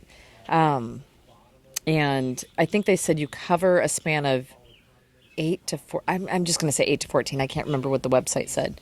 So you figure no further than what we did today, or maybe just a little bit further with the same kind of challenges, like carrying. Like I stretched saw out. one of the videos, and they're carrying what looks like like a big.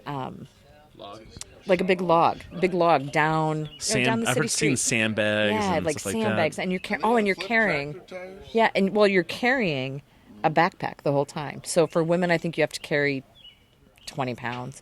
For men, I think it's 40 or 60. And Nick Rosine from the crazy thing Nick is Rosine's done it. you might think that 20 pounds isn't very much. 20 pounds. But your shoulders, your traps, they start burning. I mean, it's really, truly one of those things that you have to train on, and you have to start with like just the backpack with nothing in it, and then slowly but surely start slowly adding weight. So how cool would that? Seriously. All right, I'm in. For real? I'm in for real. I'm in. So that means I register on. Why don't you do it and get in? Come on, Todd. Todd, come on. Peer pressure.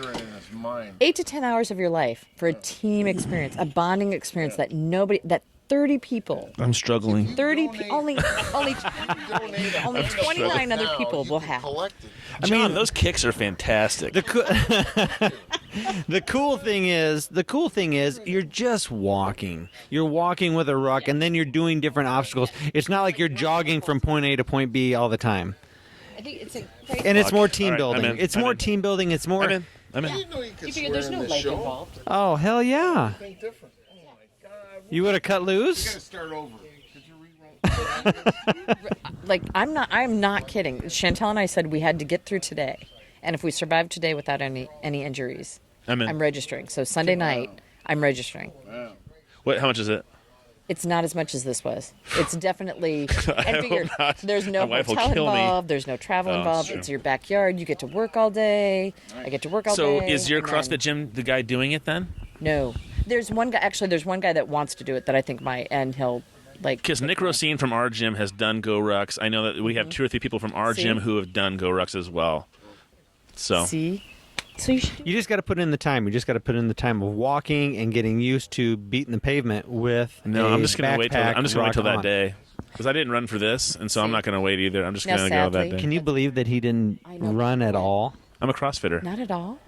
Not once. He didn't run once. I ran once. I did run just one time, 22 miles. Podcast. So, for real? Yeah. Okay. Kudos. You kick butt. Like, It was a good day. Yeah. I felt great. But you know what? I would probably do the same thing. I won't, and so maybe no one will want to be on my team, but I won't do anything different than I already do. Yeah. Like I didn't Well, do anything. You're See, very I'm- active. I'm I mean, lazy. I See, do I feel everything like I'm consistent.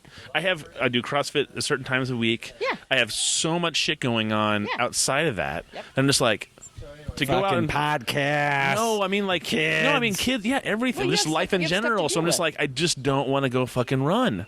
But I mean know you it's don't good have for time? me. Yeah. You know, and I should say I don't have time because of course I can make time. I just choose Well, not the to cool do part it. is with my job, you're going to be at work, and I'm going to be on my day off. My kids are going to be at school, and I'm going to go ruck. I'm going to go for a walk. It's just going, yeah, with 20 pounds. Actually, I can do that. 40 or 60 for you. yeah, and it's all this. I thought it was 20 pounds. That's Never for mind, ladies. I'm out. Women. Now listen, this I is want the the girl side backpack. benefit that you're not looking at. This is the silver lining that you're not paying attention to. Just in case the world comes to an end and we have to get our go bags, You do have a point. we have to be able to ruck it. We got to be able to throw 40 to 60 pounds in our backpack, All right. and we need to be able to walk with our kids because All right. if my kids fall out, they're send done. us links and dates I and will. things, please. I would All love right, to we're in. because I'm not kidding. Fuck, Like, I never thought for 1,000 seconds that doing this podcast would have 1,000 roped us in seconds? to fucking doing these crazy fucking Well, things. see, you have to be careful because the first one opened up the whole Tough Mudder piece. So It's wonderful. I told him when we were driving here, I said, we're so I wanna lucky- do it every we're so- year. We're so lucky to be part of That's what you this, said. but I wanna it's do so it every year. interesting that I had to tell her on the podcast, we're in. Otherwise, I would have been like, oh, you know what? It's Mother's Well, you have to Day. own I it. can't do it. You know, I was like, okay, podcast, we're in. Let's we'll do do it. it. So I'll do the ruck. What's fine. Which again, one last time, thank you to Denise Stapley for inviting us Yeah, it into was her fantastic. group to do We the really Tough appreciate Mudder, it. We which feel- is honestly the only reason you did it. It was the only reason I did it because I was so nervous, pervous about my knee. Which when I got done, I was just staring at Todd, going, We fucking "Dude, did it, dude. this was." Amazing! fantastic. This was like a milestone for me because I had really, truly written my own injuries off as I'm done and I'm not going to be able to be active anymore. And so to be able to run the Tough Mudder today, I was awesome. it has reignited that in me. Yeah. So Denise, we love you. We appreciate you so Yeah, much. Thanks so you much guys. for taking the Thank time. you guys for being here. It was awesome. So we had It a was great great. group, and let's do it again. All right. Go Rock. Okay, so we're talking about the Tough Mudder that we ran just the other day. It was last Saturday that we ran this. It was about a week ago.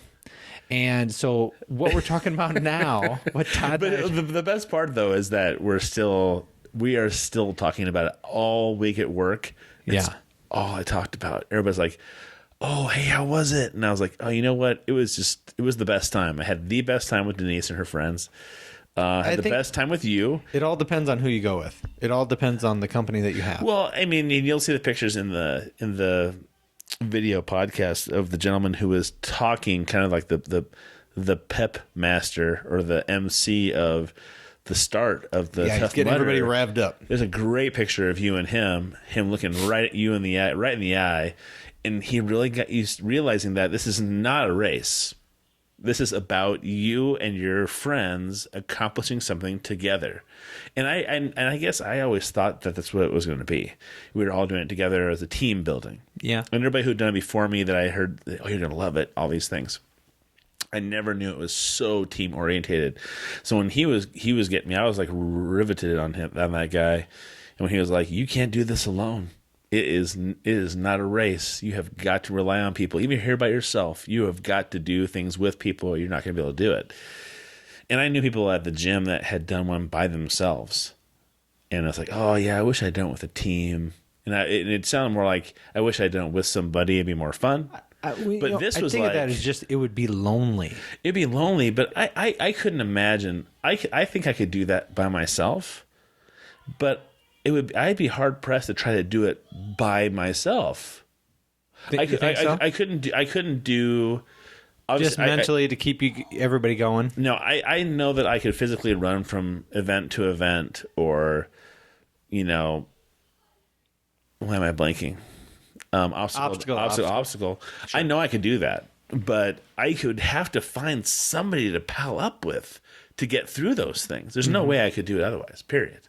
And so I think that's the part that really impressed upon me, is like, afterwards I was like, well, that guy he spoke the absolute truth. And if there's a guy who's going to get the crowd riled up before every single event, He was really fantastic. Really good. Yeah, he was really good. He really got you to believe in this. Isn't and I extrapolated to the point where I was like, this is such a life lesson. You know what I mean? Life is not about what you accomplish on your own. It's who you do it with. I mean, that's what it's all about. I mean, you can have it, my wife or you and your wife. I mean, what we accomplish together as a couple is important and beautiful and fantastic. But you don't really accomplish like the big, huge things in your life without multitudes of people around you. Whether it's friends or it's family, it's all the expanded aspects outside your life that I think really have the impact on me. And I remember running that whole thing the whole time going, this is such a lesson on life. That's what I kept thinking. I was having a great time with who I was with you guys, and with Mrs. Todd and Denise Stapley and Malcolm and all those cool people we were with, and Malcolm and Miles's parents and stuff like that. But I was always caught like, this is such a great metaphor for life, period. That's what I kind of took away from the whole thing. Okay. It's a journey. The journey is the destination, and you can't do it alone. End of story. There's just nothing, there's no if and but about it. I mean, you can find people, I think, in the world who it's like, I did it all by myself. But it's almost, I would say it's almost absolutely impossible to do by yourself. Anything, Well, I think it's impossible to do anything by yourself and get the most out of it. I mean, I think it's just like, maybe it's just like anybody can raise a kid on their own. There are single parents out there. They can physically do it. But is that child going to get the best upbringing possible? Maybe not. It's like the Tough Mudder. You go out there by yourself. Can you physically do it? Can you physically get through it? Sure you can. Good job. Yeah. You got through it. But are you getting the most out of it? Did you really enjoy it? Did you really get all that you could have out of it? No, when we ran with the team, I knew that I could run as fast as I wanted to. I could just take off if I wanted to, or I could stay with the team. I could pick who I wanted to kind of keep me motivated to get going. And I knew that I wasn't going to be the first one to the next obstacle, but I also knew I wasn't going to be the last one. And I also knew that if I was the last one, it was okay. Everybody on our team was so chill and so relaxed. And, you know, we showed up a couple times and they're like, hey, man, you guys just got here. Do you want to take a breather before we, you know, go through the Yeah, we've been obstacle? here a while. Do you want to keep on going? You just got here. And I was like, yeah, go ahead. Because I brought up the rear on many occasion. You know, Well, you were carrying all the camera equipment. That's a great excuse. I love it. Yes, I carried all the camera equipment. But think about the all of you out there, Todd carried the cameras, so there's no video, obviously, of Todd because Todd likes to stay anonymous.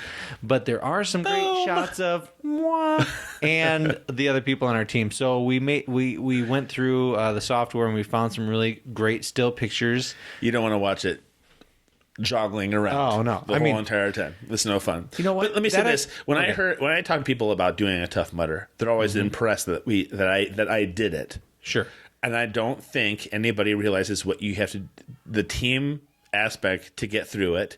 And I think that people who have anxiety about, oh my God, a Tough Mudder, I could never do that, it's because they keep thinking of themselves as an individual. Okay. Once you immediately put yourself into the idea or a mix of, I'm part of a group of people who are going to do it, then it is so feasible. Yeah. I've said it many times on previous podcasts that I had done Denise a disservice by not training as hard as I should have, as hard as I have in the past for other things that I've competed in. But I got through it. And I felt pretty good. I felt really pretty good. So did I. I was flat out flabbergasted that I wasn't like crawling around the rest of the day. Yeah. You know what I mean? Yeah. I really was shocked at how good I was. Obviously, and we're exhausted. We're exhausted. We were tired, but I'm going to give huge props out to Mrs. Todd, I was very proud of Mrs. Todd. I was thoroughly impressed. And again, I feel bad, giving her so many props. But I'm just like, Why? Because a year ago, I could never imagine her have ever trying CrossFit. True. 6 months ago, I could have never imagined her doing a Tough Mudder. And now part of me is just like, well, whatever she puts her mind to and she wants to do, I'm going to fucking do it with her. If she says, hey, you know what? I think I want to try a marathon. I don't ever want to do a marathon again because I did the Chicago Marathon in 2010. I don't want to do one ever again. But if she said, you know what? I really want to try one. Will you do one with me? I would start preparing to do one with her because I just am so inspired by her capability of moving past all the obstacles that she puts in front of herself sometimes, that you think is like, oh fuck, she's never gonna do this, and she just busts past it, man. It's impressive. That is pretty cool. Yeah. I wanted to talk a little bit about you talked about what the Tough Mudder meant to you, and to me, what I took away from it was two things. Okay, one really amazing thing, that when you're in the bullpen, like you have to crawl over a wall. Yeah. Just to start. Just to get into to start, you got to go over an obstacle, which I thought was funny. And I thought, oh, it's just a wall. It's just it's almost like a fence. It's not a big deal. There's handholds. It's not a buy-in, man. It's a CrossFit nothing. buy-in. It's not even that hard. It's going over a tiny little wall. Still like just saying, if you want to get started in this, you got to fucking show you're ready. But the funny thing is, I went over that wall, and whether I was nervous or whatever, I got off balance. I tried to catch myself, and I thought right from the get-go, oh my God, I've ripped a muscle. I hurt myself right underneath my chest muscle, right in my armpit. The pussy muscle? The pussy muscle. So if I show the video, if you see everybody going over that very first little wall to get in there, you'll see me bent over like, oh, fuck. I missed that, dude. Just waiting for that burn to go away, because I honestly thought for sure, I'm done. I'm out of here. Before we even start running, I'm done. Okay, so the first thing that I really took away from this Tough Mudder was when the guy who was speaking, the motivational speaker, was talking. He talked about a guy that he knew had just gotten home from a run the other day and fell down and had a massive heart attack and died. Right. And he said every day this is what you have. This is it. This is it. Tomorrow is not a guarantee. Right. So make every single day Count and do the very best. Today is not about time. The run is not about how fast you can get through this course. Right. This Tough Mudder is about giving it your best and feeling like you gave it your best. And that really sunk into me. I mean, I really thought about it, and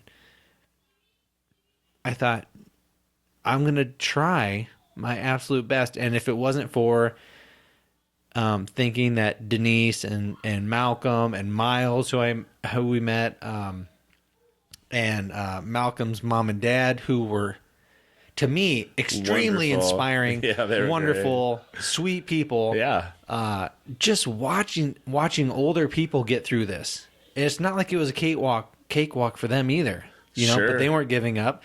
So then, therefore, I wasn't giving up. And then to watch and see a big smile on Denise's face, every 10 seconds. Whoa. She was just giddy, like a little kid in a candy store. You know? And it was everybody. I mean, we at one point we rooted on Brad big time for when he's on the monkey bars. We're all sitting there going, "Come on, Brad, you can do it!" And it was a lot of monkey bars. I'll give you that. It was a lot of monkey bars. And if you remember going through doing the monkey bars as a kid. Yeah. In elementary school, and you're like, it's not that big a deal. Well, that's back when I was like 40 pounds, and I could just swing from one to another. But I'll tell you what, when you weigh 230 pounds, your hand strength just isn't what it used to be. I still have a little red dot on my hand where the callus was completely gone. But again, we all got through it. I want to say, there was a handful of us who fell in the water, which was colder, as I've been told, than normal water when you swam through it. But again, there was a lot of us that made through it. And I just think that that's, again, in watching everybody rooting everybody on every time they came through. Even when people got out of the water, like, "Oh, good job, come on," and we just kept on going. I mean, it wasn't like you stopped or were like, there was ever a poo-poo moment or like, "Oh, man, that's too bad. Nice try." If we're like, fuck it, you fell in the water, fucking swim out, let's go. I didn't think twice, or I didn't look down upon anybody who went around an obstacle as opposed to somebody who went through an obstacle. But the second thing that I pulled away from the Tough Mudder was preparing, which I didn't prepare, but the time leading up to the Tough Mudder, I was really terrified. I really feel like that's so surprising too. That I was terrified? Yeah, because I guess I have you personified in a picture in my head of being a very tough guy. But I love you and I care about you, so I know you're a very caring, thoughtful person too. But I can't think of you ever coming up to an obstacle not going, fucking, I'm just gonna wreck it. Even if you don't believe you're going to, that you're like, I'm gonna wreck it. Mentally, I'm there. Mentally, you're gonna wreck it. I was so in the back of my mind thinking my knee is not going to hold up to this. Ever since I hurt myself, and maybe some people, maybe people who are listening to this think, "Oh, Jesus, fuck! Would you please stop talking about your knee?" It's an important thing. People have knee shit all the time. If you've never been hurt before, which I had never, I had really truly never been laid out and hurt, and never broke a bone, right? Nothing. When I was 2, I think I broke my leg, but all my years of being athletic and doing things and competitions or whatever, I've always felt kind of unstoppable. Kind of like, I can do unbreakable. This. Yeah, I can do this. It's no big deal. And when I hurt my knee a few years ago and had to get it scoped, it's never been the same. And it's like a little sliver in your mind. Like you cannot stop thinking about it. Every time I take a step, whether I'm at work, whether I'm playing with my kids, I feel it. Every time I step on that leg, I feel it. On my right leg, I don't feel nothing. It's absolutely, there's no sensation whatsoever. And do you feel something, or is there more like in the back of your mind, do you think you feel something going on? Or is your knee healed at this point? No, I definitely feel something. Whether it's just a nagging, whatever. But because I had that, it shattered. I was just very humbled.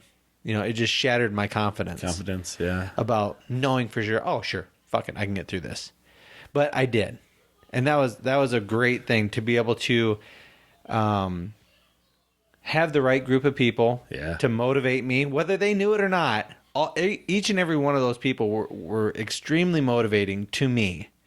Whether it was Miles, and I was saying to myself, okay, here's a younger guy.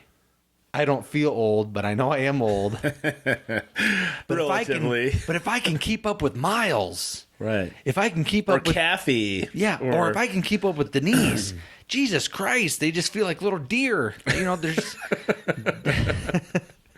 They're so sprightly. They're just whipping through this course. And see, I had the opposite feeling the night before. I mean, I've done so many triathlons and so many off-road races, and like the nervous I've ever been in my entire life is probably the escape from Alcatraz. But even then, I thought I can push through it and I'll be okay. But I was still nervous. This is the first race I think I finally, at some point before I fell asleep the night before, realized that I had you, I had Mrs. Todd, and I had the whole team that Denise had assembled to do this Tough Mudder. And once I realized that I had all these people, I thought, okay, worst case scenario, I walked the whole fucking thing. Right? Yeah. And worst case scenario, I'll find somebody to help me up a board, or I'll help me up in tough situations, but I can jog or walk the rest. I didn't want to do that, but I thought, oh God, if I really find myself in a tough position. It's the first night that I slept an entire night before a race. Ever. And I mean ever. Just and I'm very talking like comfortable sleep, 15, just not stressed 20 out. races good, at this point. Just felt wonderful. I slept great. I woke up and I was excited. I even told Mrs. Todd, I was like, hey, you got a little extra energy or a little extra anxiety. Let's work it off right now, because I'm ready to go, because I feel great, And we joked about it on the way to the race that morning. But I mean, I think that it really... we were trying to find a Starbucks. Some kind of coffee source. But I think that's one of those things that I think it's as you get older, and I think that as you find the situations of yourself in where you have people to rely on, if I had been doing it by myself, I think I would have had more anxiety, but I still think I would have been in the mind frame of, well, I'll find somebody. I'll find a group of people, or I'll find a couple people that'll be willing to help me up here, or help me do this or that. You know what I mean? I don't think I felt like starting out I would find somebody to help me along the way. But again, I'm trying not to be too, waxing poetic about the idea of all these ideas. Did you say waxing poetic? Yeah. What the fuck is that? Waxing on, carrying on. Poetically, carrying on. Being over dramatic. Being over dramatic. Okay. About the idea that I know that I was going to be able to do it. I just knew physically I was able to do it, but I just knew that the group of people that they were with, and I believe in the Primal Scream and the people that we were going to meet I knew we were going to meet somebody. I was like, because when they said, we have your media passes for you ready to go, I was like, you gotta be fucking kidding me. We have media passes? Yeah. That's so sick. And so then I was like, okay, awesome. So if they give us a fucking corner by a tree and some mud, we can pull some people to the side and interview them. How awesome is that for the Primal Scream? I'm very excited about that. And to meet Ben and him be like, oh, I'm so excited to meet you guys. We're going to find a spot for you. And just like set us up. That just reinforced all my feelings for the day. I was like, this is why I didn't fucking worry. Because I knew it was going to work out okay. It kind of just resolved all those feelings. And so as we waited for the Mud Munchers to arrive, and we were, kind of just waiting and milling around, you and I and Mrs. Todd, to get ready to go, I just felt so calm and so at peace. I knew Mrs. Todd was nervous because it was one of her first big races, and I understood that. But when I just kept looking at you, and I kept thinking, this is going to be so much fun. This is going to be such a good time. This is starting out from such a good place that I was like, this can't go wrong. Unless somebody really hurts themselves, unless we're doing something fucking crazy, unless somebody, chooses to broad jump some fucking crazy obstacle by themselves with no help, and they're not going to break anything. So it's gonna be so much fun, So I attribute it to CrossFit training. I attribute it to our friendship. I attribute it to the group of people that we were with Denise, of it turning out exactly like it should have been. It was just the best time. I had the absolute fucking best time ever. And I can't wait to do it again, except for the electrodes. And we've talked about the that. Electrodes The really bothered really me. messed But us besides up. that, But you know what? I had the best figured it out. time. You know why the electrodes bothered us so much? We're bald. Because we Are you being serious? No, I'm being totally serious. When that electricity hit my head, it hit bare skin. If it would have hit hair, I wouldn't have got a shock through my. I wouldn't have got like a bat to the head. Are you? I'm are being you serious? completely Did you serious. research this or anything? Well, no. I'm telling you that if So we had so we need fake mullets next time. No, I'm wearing my headband. I'm wearing my sweatband next time. Yeah? At the very least, if not a hat. Oh, I'm fucking wearing a hat. If that's what you think it is, I honestly think that's what knocked me out. Well, because of the guys that I hair. talked to before the run itself, I interviewed some people and who had just finished, and they all had full heads of hair. Oh man, I really do think that's Dude, what took us out and what That's really fucked messed up. with our that heads. That was horrible. Because that really was like a shot to the head. That was bad.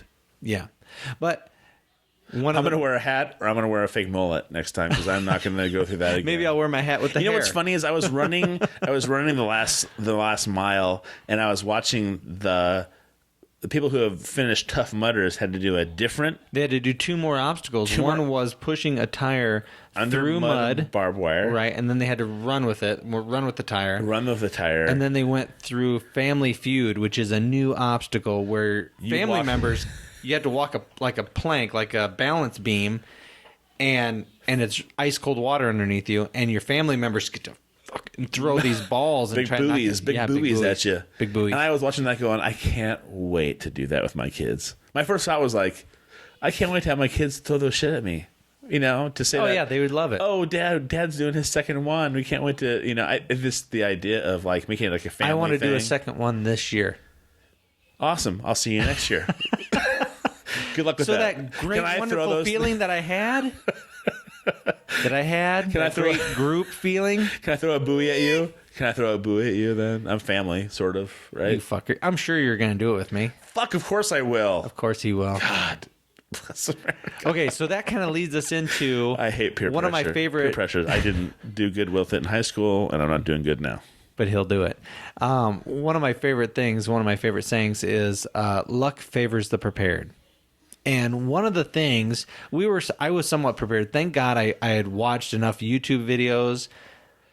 And one of the pieces of advice was wear compression socks. Oh, that was a doozy. Compression socks really make a huge difference. So for this segment of what we're talking about, I really wanted to talk about how did we prepare? What did we bring? What did we wear for Tough Mudder? Yep. And what would we do differently? And how could we? And then we're going to break down the obstacles a little bit and talk about maybe what would be the best way to go through those obstacles. So why don't you go ahead and just list out what you wore? I'll list out what I wore, and then we'll go through what we would do differently. I wore a loose-fitting Under Armour T-shirt. And you look great. Thanks, pal. Sunglasses because I can't stand super bright sunny days. It just gives me a headache. So I just went with sunglasses, which I think honestly was a deal breaker. I'm glad I had them. If I wouldn't have had them, I think just that little bit of something would have really fucked with me. So I'm glad I had sunglasses. How bad was my eyes towards the end there? Yeah. So, I mean, that's okay. Yeah, Todd can only see out of one eye pretty much anyway. But then he was getting like mud and everything else and in salt, his good eye. Sweat in my good eye, and I couldn't fucking see anything. I ended up walking a lot, right? Because I felt like I could run, but the minute I went through a water obstacle or got water rinsed out of my eye, I fucking could run forever. It's like you'd be surprised at what little things, yeah, chip really away at you. I felt fucked up and shitty by doing it, but I just couldn't see very well. And so it's like you just want to kind of like hobble along because you're. And I just wore regular running shoes, double knot those sons of bitches. But this is the slight change that I would make to my wardrobe. And I would agree. Which is if you have ever been an athlete and they put the pre-wrap like if they were to tape your ankles in football, okay, they put the pre-wrap around your shoes and around your ankles, right? They do Correct? around the balls of your feet and your shoelaces, and Okay. they flip over into your ankles and up your ankle into your, not even probably the first third of your shin. Okay. And then they tape it. They Right. pre-wrap it and they tape it. So I would do that exact same thing. I would pre-wrap part of your shoe over your shoelaces, right, like right in the middle of your shoe, right, and then I would pre-wrap. I would continue that wrap up around the heel and where the shoe stops and where where your ankle kind of starts. And the reason why I would do that is because the very first. No, not the first. It's like the second or third obstacle that we went through, which was just really soupy mud, and it was different elevations. I mean, you had to like step up on these rocks and then down and then back up. Had to go slow. And you run the Tough Mudder with gravel in your shoes. That's because of how that was with me. Yep. But if you, I think that if you were to pre-wrap your shoes like that, and You're really, never going to keep mud and water out of your shoes, but you're going to keep gravel big and dirt rocks and and shit out of there. gravel. Oh, absolutely. you would keep those You'll out see of your pictures shoes. of Denise and Yep. Brad and those guys stopping getting rocks out of their shoes for sure. So And that's what's I happening. had mud in the little pockets of my toes and the little fist of my toes. I ran with mud all inside here like this. Yeah, there is going to be some discomfort. This isn't going to be like a half marathon where everything is clean, and Right. you're on a pavement. It's going to be muddy, but you get used to it. And even as we taught, even as you and I have said before, when you are running this, we ran 12 miles, give or take, which is almost a half marathon. Right, correct. And that's with obstacles on top of that. And I think one of the reasons why it seemed easier is that you are looking down you are never looking up going like, Yeah. this is a great running You race. can truly can't- never zone out. You have to focus. You and I have both to- watched guys twist ankles because they weren't looking where they're going. Right. They hit a root and they Yep. twisted an ankle. And the whole time we were running, some people were like, root, mud. They were Watch your pointing step. shit out. Watch your step. Here's a Yeah. rock. Yep. I mean, you saw that the whole time, so you didn't twist an ankle. And that guy rolled his ankle, but I think he still finished because he was with our group, kind of off and on. But you have to be careful, and I think that would the wrapping part would go towards keeping your ankle a little more stable. Yeah, and keeping the, shit out of your the bigger rocks and Yeah. gravel out of your shoes, Absolutely. which were, like I said, at times it doesn't sound like a big deal to stop and untie your shoes and dump your shoes out, but when your shoe is caked with mud, Yeah, it's not like it's a loose. it's a real son of a bitch. At the end of the night, when we hosed our shoes out with a high pressure water hose, and then the shit came out easy. When you're trying to knock your shoe out in the middle of a race, Right. when everybody's waiting for Yeah. you, that's a pain in the ass. One of the first obstacles that you have to deal with is the well, let me ask you this. What did you wear? Was there anything really tremendously different than from what I wore? I think that, no, I don't think it was much different than yours, but I think the key was I ran into chafing in the Chicago Marathon in 2010. Okay. Really horrible chafing in my thigh, groin. Okay. Yep. Ball region, The balls, and right. so I mean, it's a no brainer when it comes to marathon running that you chafe a lot, but I was caught off guard by the last 6 miles that I walked of the Chicago Marathon, than the first 20 that I fucking ran of the Chicago Marathon, because I chafed so bad. The last 6 miles was horrible, and so I've started running with running shorts. And even then, I still put Body Glide on to make sure that nothing was rubbing too bad. And Body Glide is kind of like a condensed, Almost like Crisco. and yeah, but it's super thick. I mean, it's like it's pretty dense. It's like a deodorant, but it goes on a little bit thicker, so it's not quite, it's not like Vaseline, but it's a little denser. So I put that on before, just in case. And Mrs. Todd was like, "Why are you putting that on and your running shorts?" And I was like, You don't want to be over prepare. You don't want to be 10 miles. You don't want to be Yeah. 5 miles in and be like, "Holy shit! I got 5 miles to go, and my crotch is killing me. I can barely walk. It'd be horrible." So my big preparing was making sure I had Body Glide on and running shorts. That was it. And then I made sure I just had a pair of running shorts on over that. I had a t-shirt that was comfortable to run in. And I knew my shoes. What is it big? Did you have cotton or did you wear like a spandexy? No, I wore a body shirt? armor shirt, and so it was kind of like a cotton polyfiber kind of shirt. It's the same. I had the same shoes, shorts, and shirt on that I ran the Chicago Marathon in, which is kind of funny because my arm started hurting. It was a muscle shirt, so it cut off my shoulders. My underarm started hurting in the same spot that I did in the marathon. Oh, because it was rubbing on the same spot underneath my arm.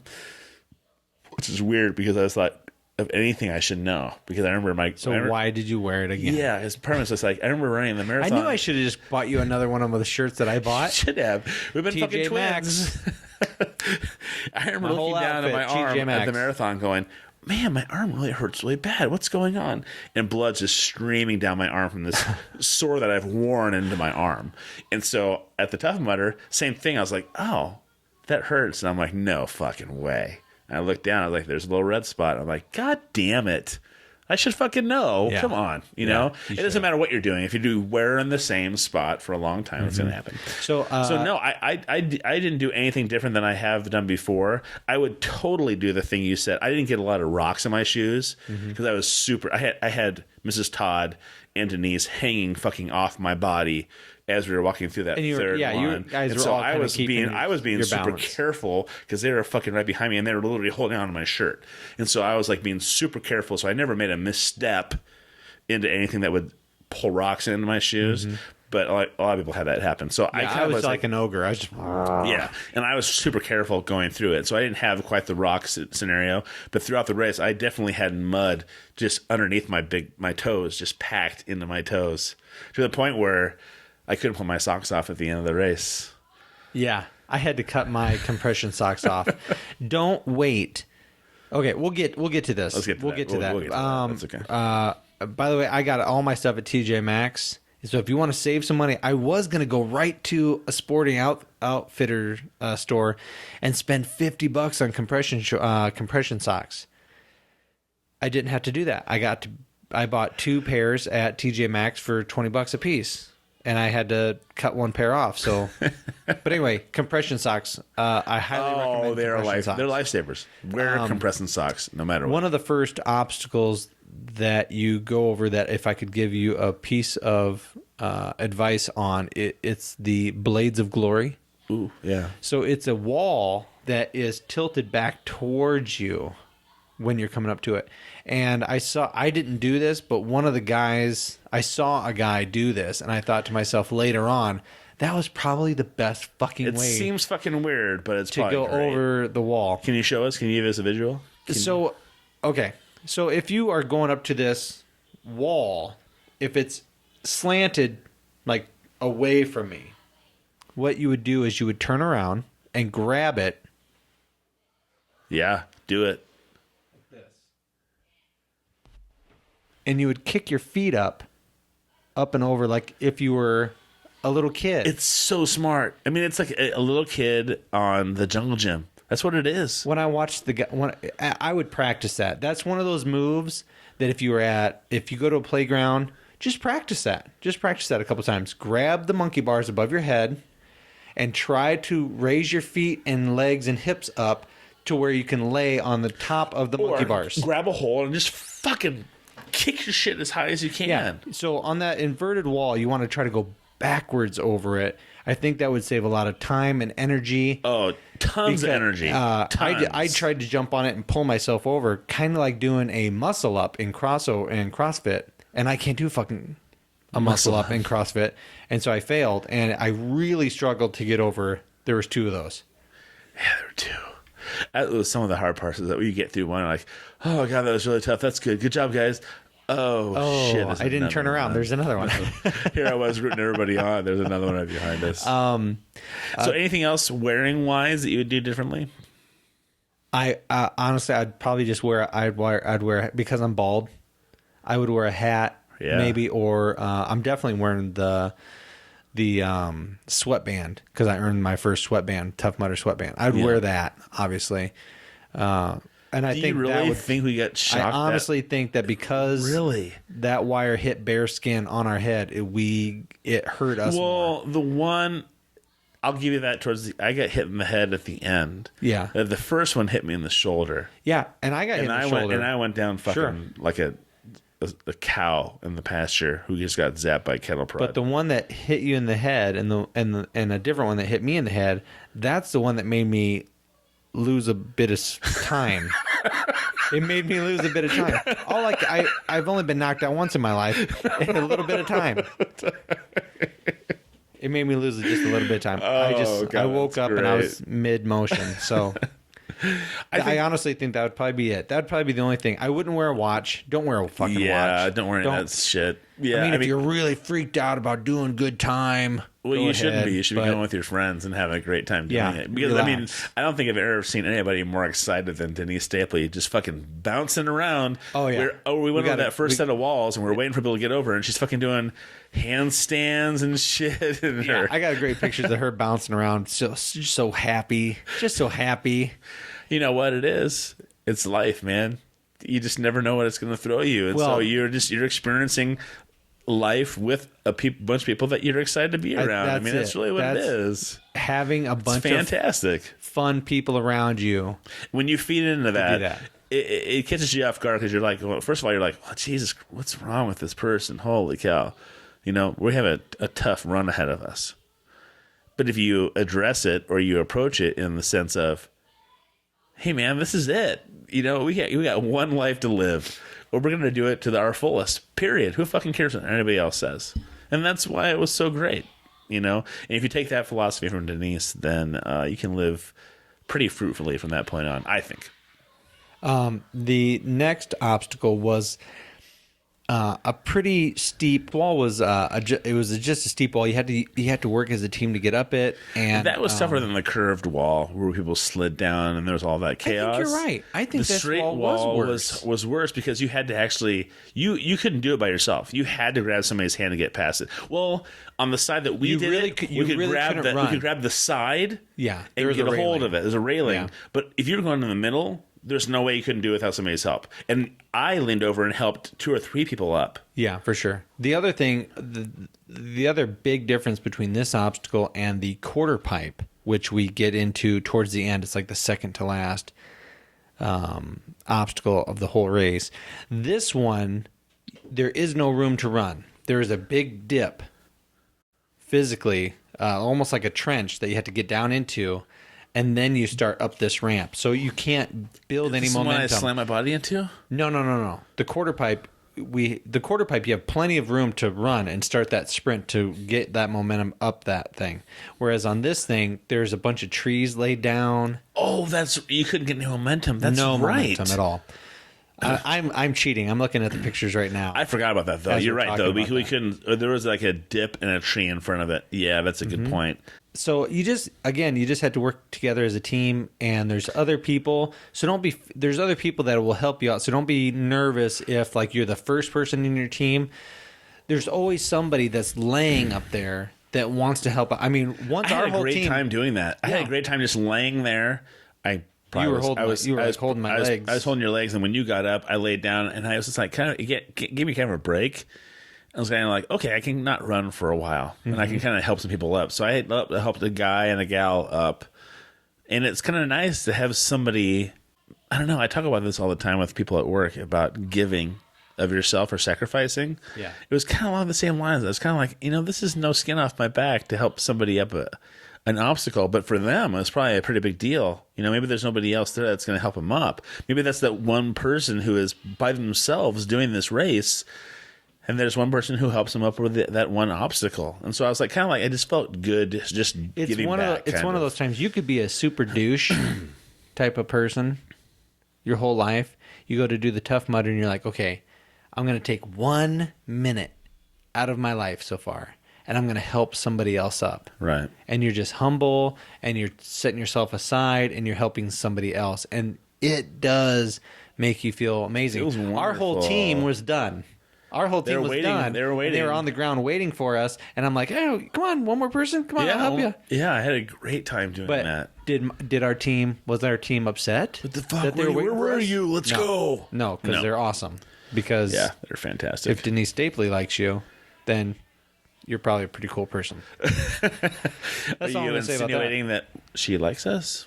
I'm saying that she was very patient with us. How about that? But I think she's just a wonderful, wonderful person. Yeah, so. she's fantastic. The next thing, which this is all about terrain.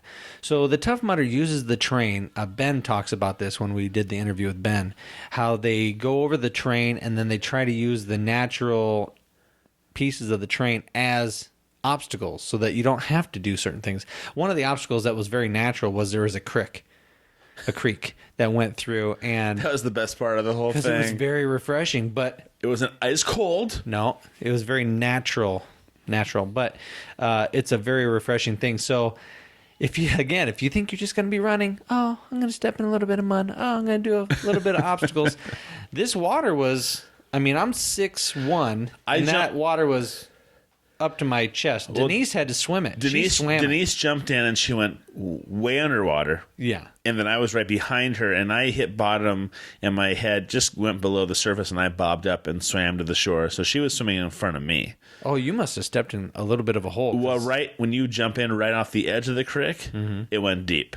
And this probably won't be for everybody else's Tough Mudder. Sure, because this is Chicago's Tough Mudder, and it's much different than everybody else's. But I would love to go to like New Zealand or something and do some fucking crazy Tough Mudder there. Well, that's my plan is not necessarily to go overseas, but I want to hit like maybe Utah or Minnesota. Another place that has wonderful scenery to do it. Like Denver would probably freak me out because of altitude. Dude, that'd be so much fun. Altitude. I'm just talking about altitude. Would probably knock me. Well, could possibly knock me out. Then you get to this obstacle where it was the buddy run. It was the buddy carry. And the buddy carry, over any obstacle, the buddy carry really killed me. That's so funny. That was the point to where my legs felt fine. My hips were fine. And then I did the buddy carry, and my fucking feet started feeling like cement. So I feel so guilty. Well, and likewise, I'm not a light little feather either.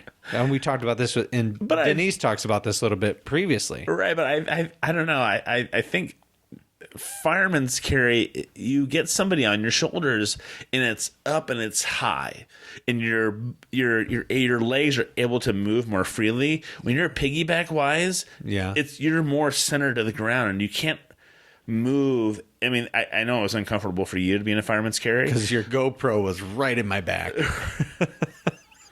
It was on my chest, so I'm not sure how that could happen. My shoulder blade was right in your stomach. What? Your stomach was right in my no. blades. My GoPro was in your back. Yeah, that's what I'm telling you. Oh, I'm sorry. Yeah. Sorry. Yeah, that one must have been horrible. But when I was fireman carrying you, my shoulder blade is in your stomach and your solar plexus, and that's uncomfortable. But it's a great walk for me. It's not too bad, and everybody was very impressed by that. But I thought piggybacking was a little bit harder, and I'm 20 pounds heavier than you are. So again, that's one of those things that you pair up with somebody of like size. That's why Todd and I did that. He could have easily grabbed his wife and just carried her the 50 or 100 yards, and she could have walked. But there's really no special difference that I would do for that. The next obstacle that we had was like the Berlin Wall, which these were 2 sets of walls, and they were, what would you say, probably 12 feet tall? at least? Oh, at least, if not 15. Yeah, at the very least 12 feet tall. They might have been a little bit taller, but I'm not sure. I didn't fucking measure it. At this point, this was one of those things that you really, if you were a stud, you could run, hit the wall, up and over it. I'm sure you could do that. No big deal. Or you could have somebody assist you. And a good way for somebody to assist you, you could do it 2 ways. One person could kind of get in like a football stance and lean towards the wall, and you can climb up them and then step on their shoulders and get over the wall. The way we chose to do it is I put my back up against the wall, somebody stood on my thigh, and then they stood on my shoulders, and then they got up. a few people did that, and that seemed to work pretty good. So, not a big except for weird me. thing. I think I stepped on your leg, crushed it. My leg went. So we had to try something else. So I had to step on the side and try to get up there. That was crazy. But again, you just do what you can do. Because, I mean, those are times I think that was one of the more enjoyable points for me in the Tough Mudder was I didn't know how I was going to do it. I didn't have the strength necessarily to pull myself from a mid shoulder all the way up to my chest, like a muscle up. Yeah. But I can get one foot down and another foot up, and possibly with somebody pushing me, get up and over. And I did both those walls, which I was surprised there were two. Pissed me off, but I had to get up both of them, and I was hoping I could step on somebody's shoulders like you did, but I did it. Again, it kind of reconditions you to, well, you know what? I'm capable of doing things I didn't think I could do. Right. So it's kind of nice. We did the there's a small section of tires, tire hurdles. No big deal. Take it easy on those. Some are very firm. Some are very flimsy. You could definitely don't be a dumbass. Eat shit Take your time on that one. Yeah. Again, we do the tall walls, the Berlin walls, and then we did these pipes that were. I was very nervous about this being in a confined space. We got to this obstacle, these pipes, and they were a little bit damp, and they were angled downward, and I slid right down into some water. No big deal. It probably didn't help that I tried to tilt my camera up down those tubes. It probably didn't show anything. It showed a few things. There's a really good picture of the obstacle right before you go down into the tubes, and then you don't see shit. And it took me forever to get down the tube because I was trying to hold the camera and shuffle along, and that didn't work. So there was a thing called the Mud Mile where it was up and over these big mud. That was by far for me personally the worst fucking obstacle because you just sucked every ounce of energy. Because you'd get up and then you'd slide down. You'd get up and slide down. And the mud in between the berms were so thick at times that you were just dragging yourself through. Then you had to try to. I mean, I remember Brad. I remember pushing him up, and then he grabbed my hand, and I was able to pull up, resisting on him. He wasn't pulling me. I was just trying to use his weight for my advantage to get my leg over. Yeah, it was just exhausting. I remember every time I got down one, I looked up and was like, how much further do I have to fucking go? This is horrible. And it said a mile. It said a mile mudder. It said mud mile, right? Mud mile. I think that's the mud mile. I can't do this for a mile. I will never. And it's not a mile. It's not a mile, but it's seems it's easily like it, though. 9 or 10 mounds that you have to go over. After that, we have the jump. You jump off. Leap of faith, whatever. I think it is leap of faith. Is it leap of faith? Okay. Yeah, and that was a little disconcerting because it's been a while. Funny? It's been a while since I've jumped so high. There are lots, but you're not the only one. There's lots of people who said that in other Tough Mudders and things like that, comments on the comment pages. The leap of faith. And when I think I interviewed a couple people who were like, "Yeah, jumping off that thing, I'm not used to that." And I was like, I never thought of it. And when I did it, I just thought it was like being on the high dive. I mean, it was that big of a deal. Yeah. But when I jumped in, I hit feet first, and my ass dropped.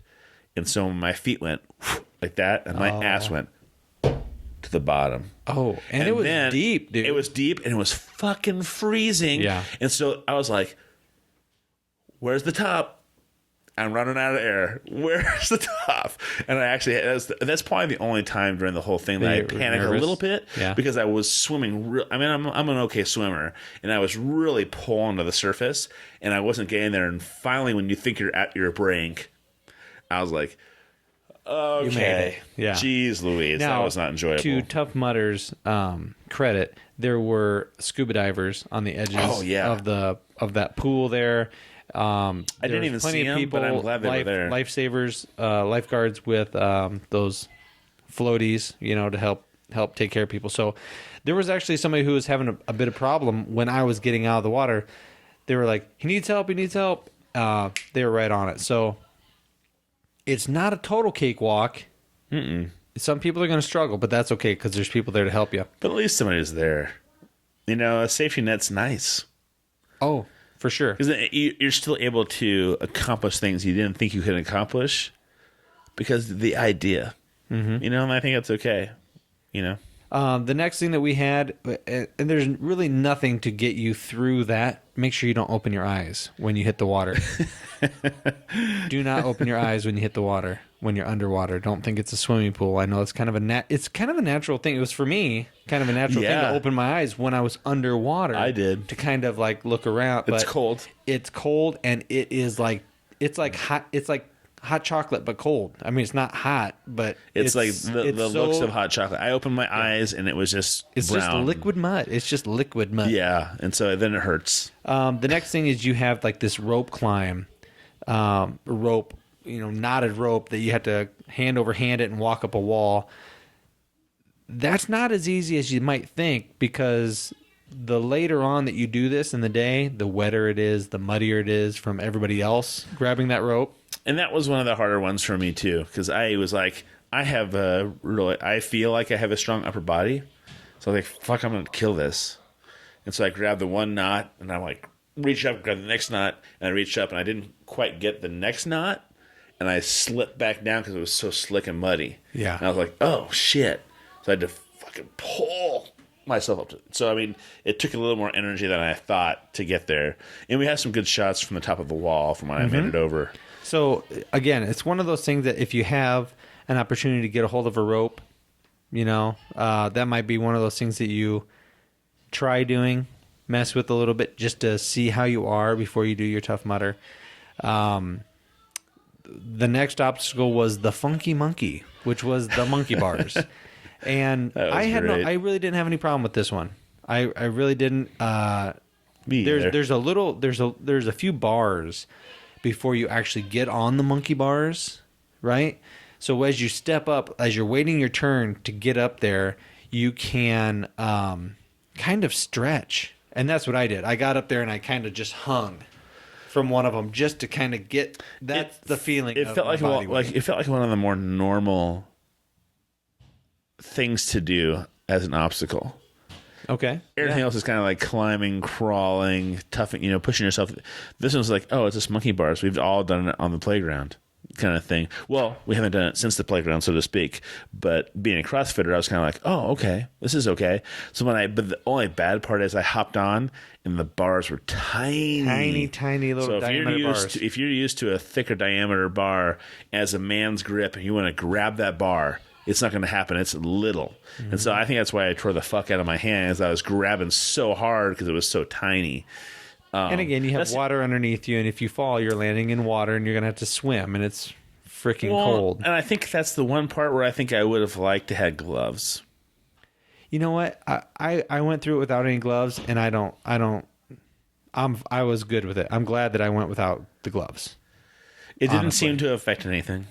No, so, for me, I had great success. Yeah, I only thought that maybe with the monkey bars I might do something different, but the next obstacle was the quarter pipe, and to be honest with this, if you sit back and you watch a few people do it ahead of you, I was lucky enough to be behind somebody who ate shit 3 times,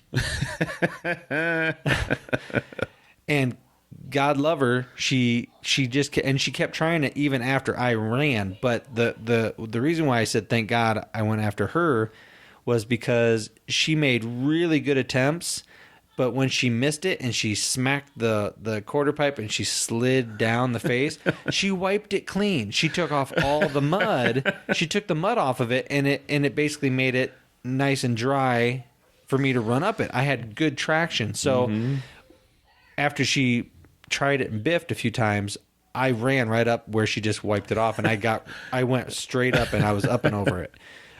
Again, that's another good spot.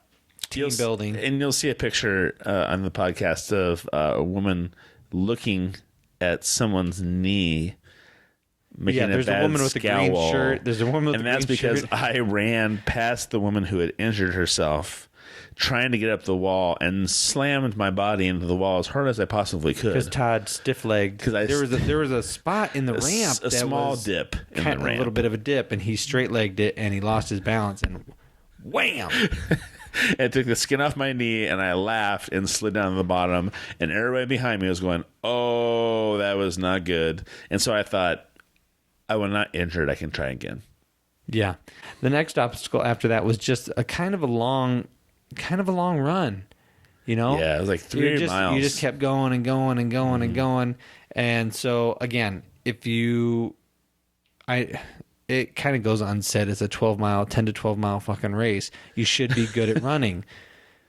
So be prepared for there is sections in between obstacles that it's 1 or 2 miles, 2 or 3 miles. Yeah, for sure. But I mean, you hopefully should have a little bit of time under your belt running. I mean, but even if you don't, you're going to be running through cornfields in our case, or the desert, or or rocks, or branches, or roots. You're going to be running through a lot of shit that you're just and your not. calves are going to be taking a beating. You can't even prepare. You can't prepare for.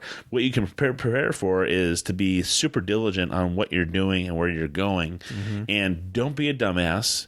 Know your limitations. When you get to spots that are really fucked up, just walk. Don't be just crazy. Take your time. Just take your time and enjoy the mud. Enjoy the times when you can walk and talk with somebody, or look somebody in the eye and say, "Oh God, this is crazy, isn't it? I can't believe I'm doing this. Yeah, this is amazing. I never thought I could do this before." And you keep on going together. I mean, those are the good points in the race that I really took away from.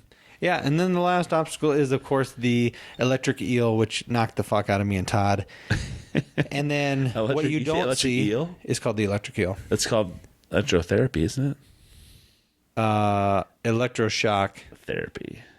I guess maybe you're correct. Electroshock therapy. Correct, it's because it changed my life. Shit. I had a lobotomy. Therapy. I had a lobotomy when I hit the mud. Sponsored by Dos Equis. I guess. No, Dos Equis. You'll see a picture of it. It changed my life because I can't think straight. And what you didn't see which was the Mud Munchers, our group. Everybody, as soon as you got through that obstacle, everybody stopped, and they waited for everybody, and we all finished the race together again. Oh, it's a little melodramatic. Well, what's funny is the pictures that we have of the electrification center, the lobotomy center, is of me. That's me wearing the GoPro. Right. These are all. There's two or three shots from the GoPro of me approaching, and the reason why it stops where it stops, is because I got up where we all are done. The fuck out by these electrodes, and the GoPro is covered in mud. Bailed. I really would have liked him to got. I'll have that. If somebody said, "Hey, did you get the shot?" I would have said, "No, I'm a pussy. I didn't get the shot," because the electrode hit me in the shoulder, and I feel like I hit with a fucking bat, and I bailed, and I went face first into the mud, and so did the GoPro.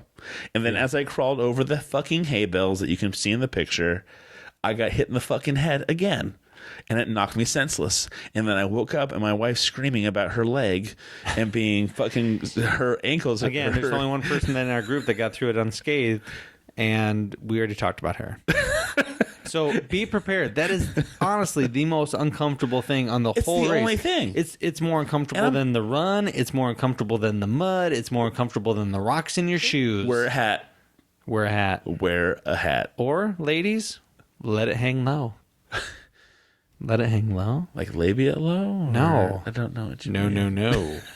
What are you talking about? Your hair will save you. Oh, your hair. Your hair will save you. Sorry. And then we got some pictures. Right when you get done, they hand you a headband. They give you a beer, and then they give you a little rubber band thing. And that rubber band is for your free T-shirt that basically says, "Hey, I completed the Tough Mudder." And I had Congratulations, to go back to the shower section and dig around on the ground until I found my band, because I lost it when I was trying to shower the mud off of me that I really never could have got off of me. Did you find it? Yeah. Oh, yeah, I did. See, I lost mine, and I just went back and went, I lost my rubber band. Can I get another one? And they gave me one. Oh, that's nice. Yeah, they were sweet. So I want to give a shout out to Denise Stapley. They invited us out to their house. I was standing in the shower, this beautiful log cabin, and I went to pull my socks off, and they started peeling my skin away, along with the hair on my legs, the compression socks. Granted, they were dry and they were mud soaked. They had kind of turned into little cement socks. Yeah, and so I was like, "Oh, this isn't going to work. This is going to be painful." And so I stood naked in the shower with my socks on. Shouldn't you be naked in the shower? I hope always?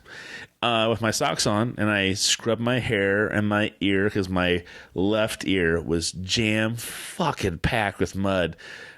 Now you're starting to sound like a pussy. I can't believe I got that much mud because when I went to work on Monday, people were still commenting about the mud that I had in my ear, and I had scrubbed it at least twice at that point. Q-tips. So, I Q-tipped it too. Jesus, trust me, I was trying my best. Baby steps. And so I had to wait until my socks re-wetted and re-soaked. Yeah.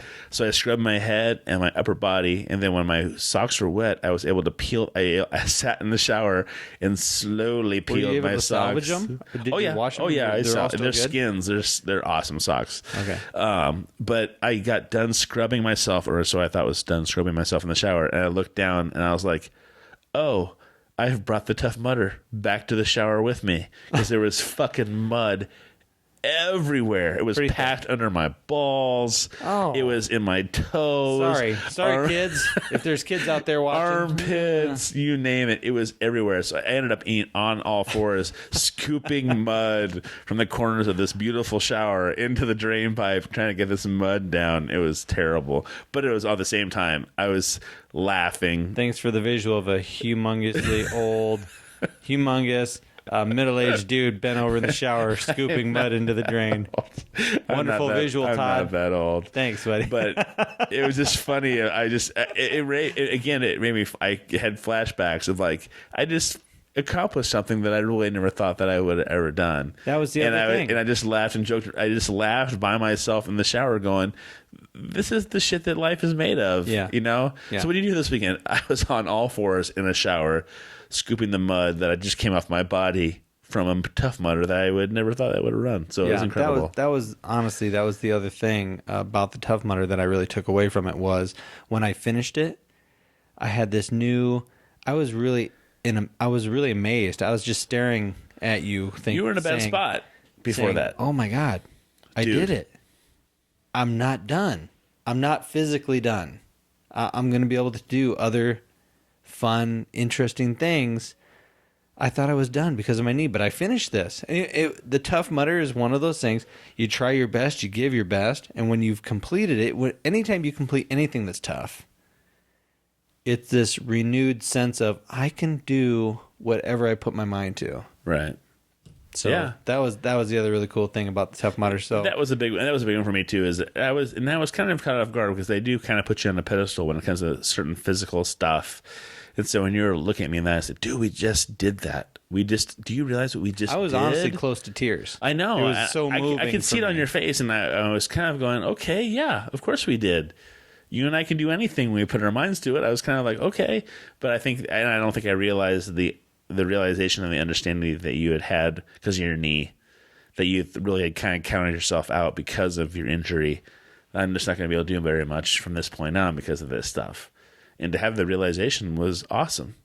And again, Denise pushing us, thinking we could do it, drawing us in, us believing in each other, and making sure we get through it together as a team. That's how things work. You know? All right, so we're going to wrap this up. Thank you, everybody, for watching the Primal Scream today. Are you going to cry? Is that what you left so fast? Is you enjoying the Tough Mudder. Hopefully, you've learned a couple things. There's a couple of little stratagem. Are you going to cry before we get started? No, I'm fine. Thanks for making me feel like a pussy. So yeah, if you've ever thought about doing the Tough Mudder and you thought, oh, maybe I can't, maybe it's just not my thing, get together a group from work, get together some of your friends and try it. People dressed up and there was funny costumes. The tutus are great. The tutus were they funny. They really hold a lot of mud. I was gonna get Scottish kilts for us. Yeah. Well, maybe we'll do that next time. Maybe, but that would have been maybe another 20 pounds of mud. I don't know. If we had running shorts underneath kilts, it's the same as running shorts underneath. Maybe. I don't know. Maybe. But anyway, thanks everybody for watching and paying attention, listening to us on our podcast or watching us on YouTube. Todd, if somebody really wanted to check out all the different facets of the Primal Scream podcast, where would they go? What would they do? Fuck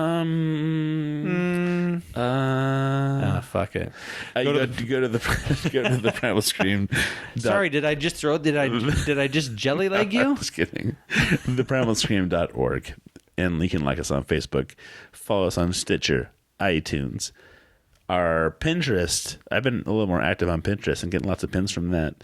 We're getting better about getting Instagram set up, but Instagram seems to be a little quirky for me, and so I've struggled a little bit with Instagram. So I'm not so worried about Instagram because one out of 1,900 social media outlets, I'm okay with missing one. So otherwise, like us, follow us, and iTunes is probably the best way to follow us, because that gets you a good download. Mow the lawn, go for a run, listen to the Primal Scream podcast, and check us out. Yep, Stitcher's great with that too.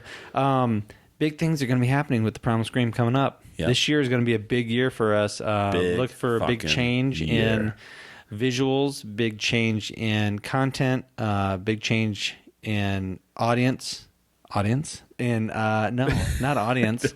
Not, we don't want to change our There audience. might be a big change in audience. There might be a big surge. Not a change in audience, but a surge in the audience. But guests, big change with our guests, musicians, logos, music videos, different videos. Go to our YouTube page to watch different things that we're going to be producing and putting together, and hopefully you really like it. And all that's coming this year.